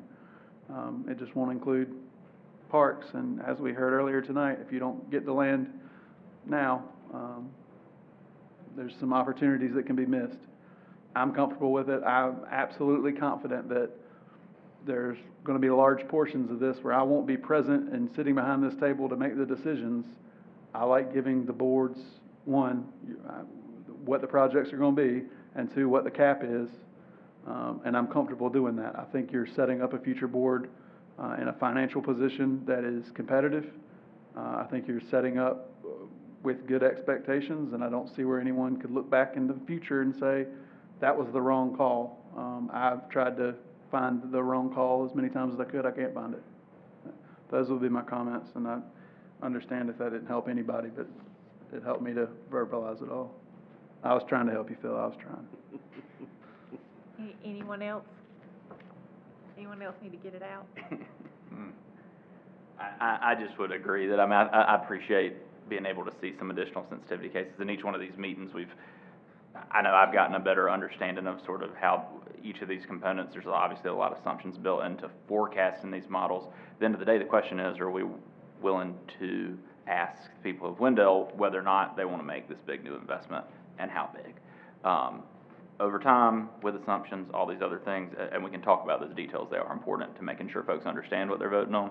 But I just appreciate the fact that the case C, to Parrott, Commissioner Joyner, retains all the projects that we've been talking about through the last few phases of this conversation, in a way that we do have a lot of big capital projects already underway. We can space this out a little bit, give ourselves enough time to make sure that we're not over front-loading ourselves from an affordability perspective, from a project management perspective, and then also still be able to get everything done. So I like being able to keep the rec center in, minimize that potential tax impact as much as we can as well from the timing, and case 3, it looks good to me. Anyone else?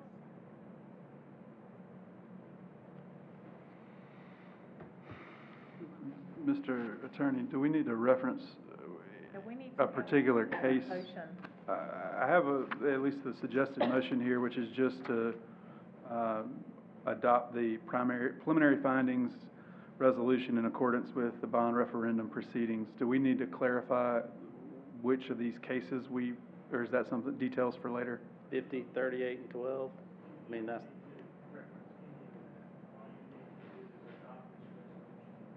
Mayor, I move we adopt the preliminary findings resolution in accordance with the bond referendum proceedings. All right, thank you. We have a motion to adopt the preliminary findings resolution in accordance with bond referendum proceedings. Is there any discussion on the motion? All right, all in favor? Anyone opposed? No. Thank you. Thank y'all.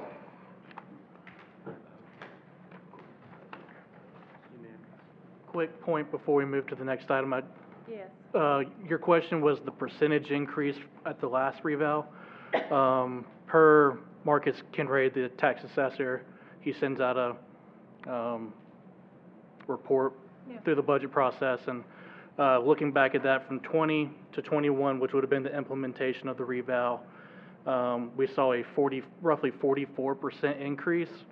Going from 19 to 20 was 14, so you could argue that 14% thereabout is natural growth.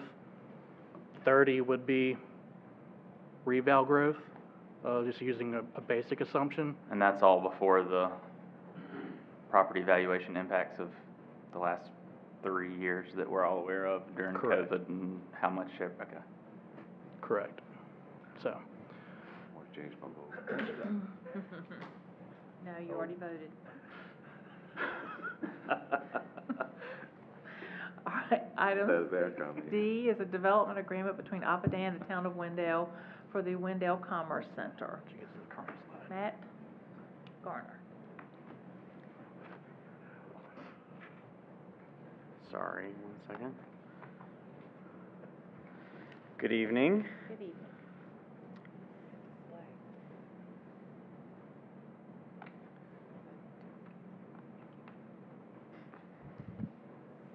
Sorry. Good evening. What you have before you is a development agreement between the town of Wendell and Apadan for the development of the Wendell Commerce Center. Obviously, we're all very excited about moving this project along. The PUD was, or the PUD, excuse me, was approved earlier this year. And this sort of development agreement is standard in outlining each party's roles and responsibilities in the future development of the property. Included in this agreement is a lot of things. There's 22 pages, but we've tried to narrow it down to what's included in these bullet points here. The agreement applies to all the parcels and related infrastructure improvements for the Wendell Commerce Center Planned Unit Development, PUD, that was approved on November 28th of last year. That is, as you guys all know, across from Sheets along Wendell Boulevard.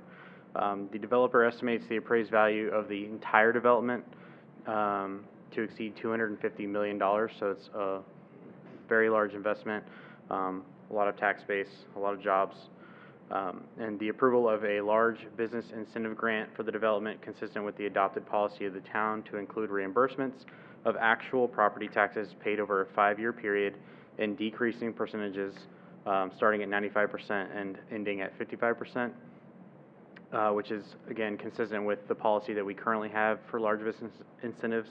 This just sort of codifies it and grants it towards what they're calling qualifying buildings, which we have identified as certain uses that meet the sort of large industry standard we're looking for on the property, and that are allowable under the PUD that was approved in November. It also reserves and allocates water and sewer for up to 507,100 gallons of water and 461,000 gallons per day of sewer, which are consistent with the amounts estimated for development of the approved PUD. The town will work with the developer to receive additional capacities from Raleigh Water if needed. Just for some perspective, we get RFIs from EDP&C all the time with different economic development projects. Those things range from 10,000 gallons per day projects to 3 million gallons per day projects. So if they succeed, as we hope they will, in landing some large economic development projects, it's possible we'll use all of that 507,000 or some of it, or need to ask Raleigh for a whole lot more. But we'll definitely work with them as we have so far. Not included in the agreement is any specific language regarding the performance of the town or the developer for offsite improvements related to the alignment of Eagle Rock Road and its intersection with Wendell Boulevard. That was something that had been considered previously, but we've now included it in the transportation study that'll be performed that you guys approved a couple weeks ago. The developer will proceed with the improvements outlined in the PUD and its TIA to provide a temporary realignment of the road on its property until development impacts necessitate additional improvements as outlined in the TIA. The town, like I said, will include the intersection design in its consulting project, which will begin next fiscal year. The agreement provides that the developer and the town may enter into additional reimbursements agreements in the future if either party seeks to expedite off-site infrastructure improvements. Such additional agreements and/or amendments would be brought before the board for consideration. So we would love to work with the developer to do the realignment and get rid of the temporary road as quickly as possible, as they will for sure. And we would be happy to amend this agreement or enter into a new one if such an occasion arose. The agreement is consistent with adopted policies related to utilities and economic development of the town, and staff recommends approval. We have a number of the members of the Oppidan development team here. If you have any questions, and staff can answer any you may have for us as well. All right, any questions from the board? Just one. Yeah. Mr. Attorney, I'm assuming our council's looked at this and Yeah, I was gonna ask the same. we're good? Okay. Well, if I didn't need further proof based on $250 million worth of development that Mr. Brent was committed to this project, the fact that he's here at 10:11 tonight, still sitting here waiting on this, certainly does prove that, and I'd be happy to make a motion whenever you're ready, Madam Mayor. All right, does anybody else have anything they'd like to add? Okay, go ahead. I move we approve the development agreement between the town of Wendell and Oppidan, And authorize the manager to sign. and authorize the manager to sign the same. I was just making stuff up. I'm glad I got the first part right. So we have a motion to approve the development agreement between Oppidan Incorporated and the town of Wendell, and to authorize the manager to sign the agreement. Is there any discussion on the motion? All right, all in favor? Aye. Anyone opposed? No. Wonderful. Thank you for staying. We appreciate it. All right, item 6E is the Wendell Chamber of Commerce alcohol waiver request for July 20th, 2023.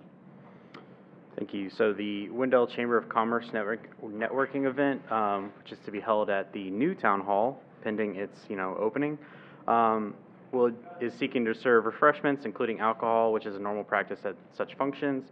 I know a couple of you attended the one in June. Sorry, forgot what month it was for a moment.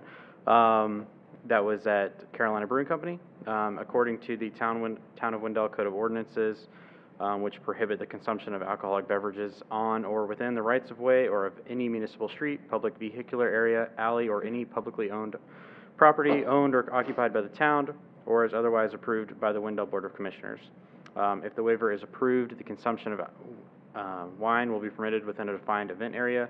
Alcohol will be served from 5:30 p.m. until 7 p.m. by a bartender to ensure responsible limits.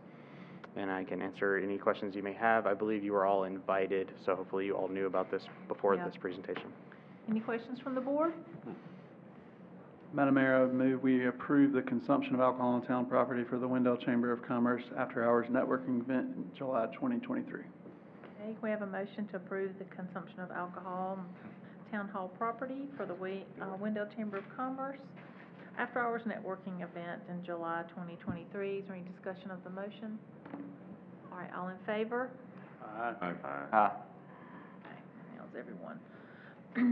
All right, item 6F was added. It's a discussion of the Downtown Development Committee.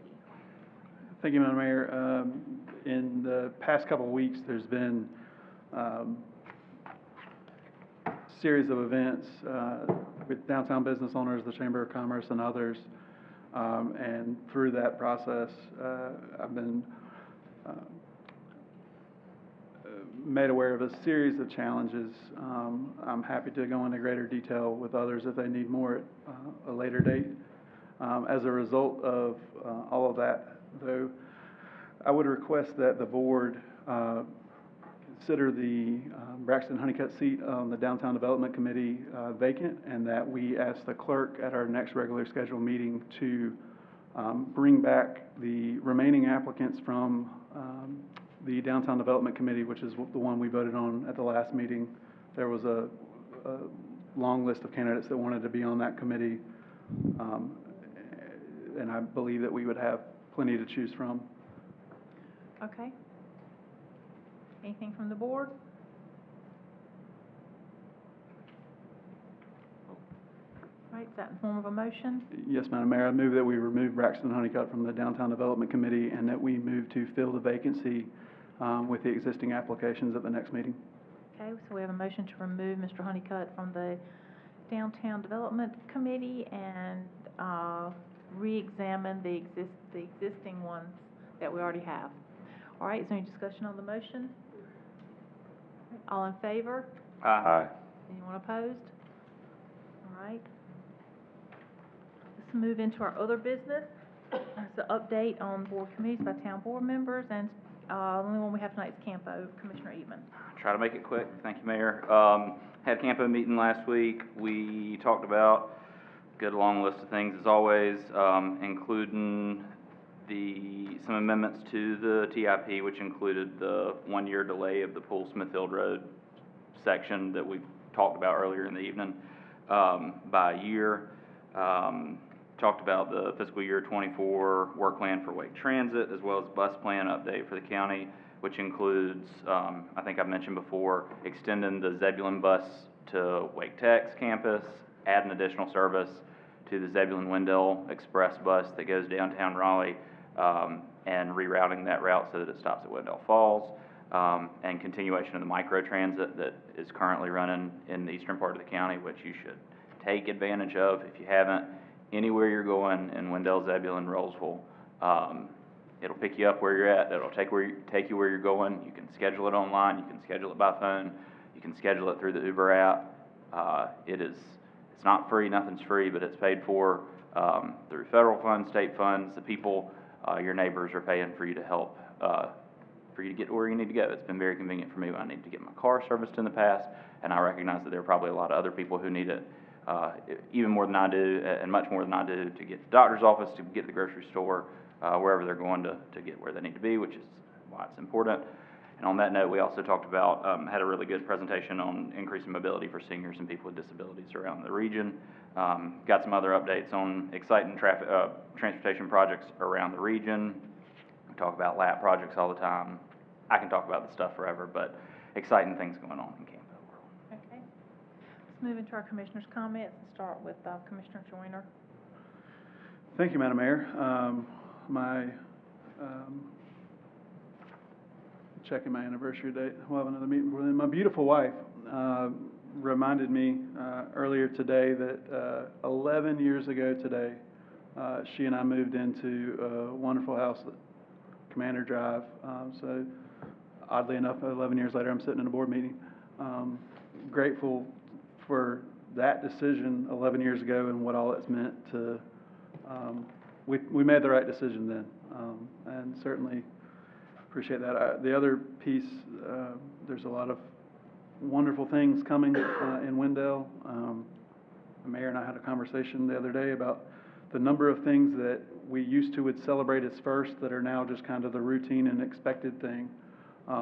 Like, for instance, a fireworks show that's going to close down that was just not something that seemed in the realm of possibilities when I first got on the board. Happy to see all the wonderful things that are happening, and certainly look forward to watching some beautiful fireworks Sunday night. Thank you, Madam Mayor. Okay, Commissioner Lutz, No comment tonight, Mayor. Commissioner Eatman, Commissioner Lutz is a wise man. I also have no comment. Commissioner Charneski. Good evening, Mayor. I'd like to wish everyone a happy 4th of July coming up. And yes, 43 years ago, we did have fireworks in Wendell because I was there. But it was different. I don't think the town paid for it. Did you hold the sparkler in your hand? No, there were fireworks. You had to be here. Some of us have been here a long time, 43. Thank you. That's all I have. All right, Commissioner Only George. I'm gonna be unwise and say something, Madam Mayor. Old Battle Bridge, now open, the greatest thing that nobody's really said a whole lot about. So, go check it out. It's true. It really is open. I went and checked. It really is. And it's a beautiful thing. Is that it? That's it. Okay, thank you. I want to just take a moment to thank the Meet on Main folks for their hard work. We've had 3 events out of 5 so far this year, and they've been great. They've really been lucky with weather. They deserve that luck after last year, so they kind of earned that. The next event is September 15th. They're skipping these real hot months to move and waiting until September, and I believe the band is the Switch, so come out and join us for that. I really want to take a moment to congratulate the graduates from Eastwake High School. They invited me to their graduation and to some other things that they had going on to celebrate the end of their school year and their high school years.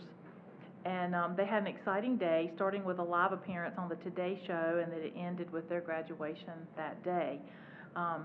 The Today Show appearance, and I'm just going to brag a minute and embarrass one of our employees, included an interview with the graduate with the highest GPA this year, which was Bailey Bray. And, they don't recognize that anymore, but I'll recognize that. So, anyhow, she's the daughter of our Public Works Director, and many of us have known her for many years. I knew Bailey before I knew her dad. So, she must have gotten her smarts from her mom. And that was for you, Jeff. So anyhow, we're very proud of her. She's go to NC State, and she's already been accepted in the School of Engineering. So she's a bright, bright young woman with a bright future, and we're really proud of her. The other graduates as well, and I wish I could take the time to tell you, they have a lot of great stories. There's a lot of great kids in that class. And they're doing a lot of wonderful things, and I have no doubt they're going to accomplish great things. I have some stats I want to tell you about first. Eastwake High School's class of 2023 had 289 graduates at this ceremony, and 45 that graduated in January. That's 334 total. The school is Wake County's newest magnet high school, and it's focusing on information technology and design. According to them, 75% of Eastwake High School students have participated in career and technical education classes, leading to 579 industry credentials earned by those students. That's pretty great. Over 50% of the school student athletes were acknowledged as all academic for the 2023 school year, meaning that they maintained a 3.0 GPA. And according to them, 72% of their students will pursue further education at either a 4-year college or university or a 2-year college. So I knew tonight, I believe it came up about Eastwake High School and how we all need to, maybe things haven't been so great out there. People are often hear about the bad things, and so I make it my business to tell the good things. And so I thought it was great that they were on the Today Show and that our own Bailey was interviewed on that, and the football team was there and the band and bunches of parents and signs and things, and it was really great to see them on there. And My phone rang all afternoon, people calling and saying, I can't believe Eastwake High School was on there. People are really proud, people who graduated, many years ago, or 10 years ago, or whatever. People are very excited about it. So, well done, Eastwake High School. I know that there's gonna be some great things come out of that. Quick reminder, the Wendell Market is next Thursday, not this Thursday, but the next one. And, I wanted to also let you know that the girls' 8U and 10U All-Star softball teams are going to be heading to the state tournament in Shelby, North Carolina. I know you're getting a lot of attention tonight, Jeff Pulaski. We wish them the very best of luck. I believe his daughter plays on one of those teams. The boys' district tournament is the week of July 10th, and we hope that they will do well in that and go to the states as well. The last thing that I want to mention, and I just have to out of sentimentality, this is our last meeting in this building, and I don't think a lot of people have thought about that, because we never thought this day would get here, maybe. We're moving soon, and our next meeting will be July 24th at our new town hall. I feel a little bit bittersweet about it. This building has served the citizens of Wendell for many years, and it's been quite a workhorse. It's been a police station, a fire station. I signed my children up for Parks and Rec programs back where planning is now, and a courthouse and a town hall. And I know that a lot of people like to kind of make fun of it and things like that, but it's been a workhorse for us, and it's gotten us where we are now. And I'm very proud of that, and I'm proud of the building, and proud of all the things that we have accomplished right in this room and inside of this building. So, a quick reminder that I want to let you know is to move, it's a big deal to move. It's not just a matter of packing up some boxes and moving them to the new place and unpacking your boxes. So, I'm going to go ahead and thank you now for your patience. If you're unable to reach us for a day or so, we're going to be doing the best that we can, but there will be possibly some gaps in availability to reach town staff that's in this building, but still police and everybody's the same, and Parks and Rec as well, correct? Correct. And Public Works. Correct. So it's just all of us in here right now, pretty much. But please be patient about that. Let's see. I'm looking forward to a smooth transition, and I'm really looking forward to welcoming everyone to the new town hall. I cannot wait. I've been in it a couple of times now, and it really is beautiful. And I know it's something that the citizens of Wendell are going to be proud of. And I mostly look forward to the facility and what it's going to offer for our staff. And I know this room seems kind of normal, but everywhere else in the building, people are jammed in like sardines, and there's boxes and things everywhere. And I look forward to them being able to really shine, and they're still not going to be able to do better than they do now. We have a great staff, so I'm looking forward to them being able to do that in not such close quarters. So stay tuned for social media for the dates. We're going to have a ribbon cutting and some tours, and I hope that we have a big turnout. We can't wait to show it off. It's really beautiful. So, and that's all I have. Do I have a motion to adjourn? So moved. All right, we're adjourned.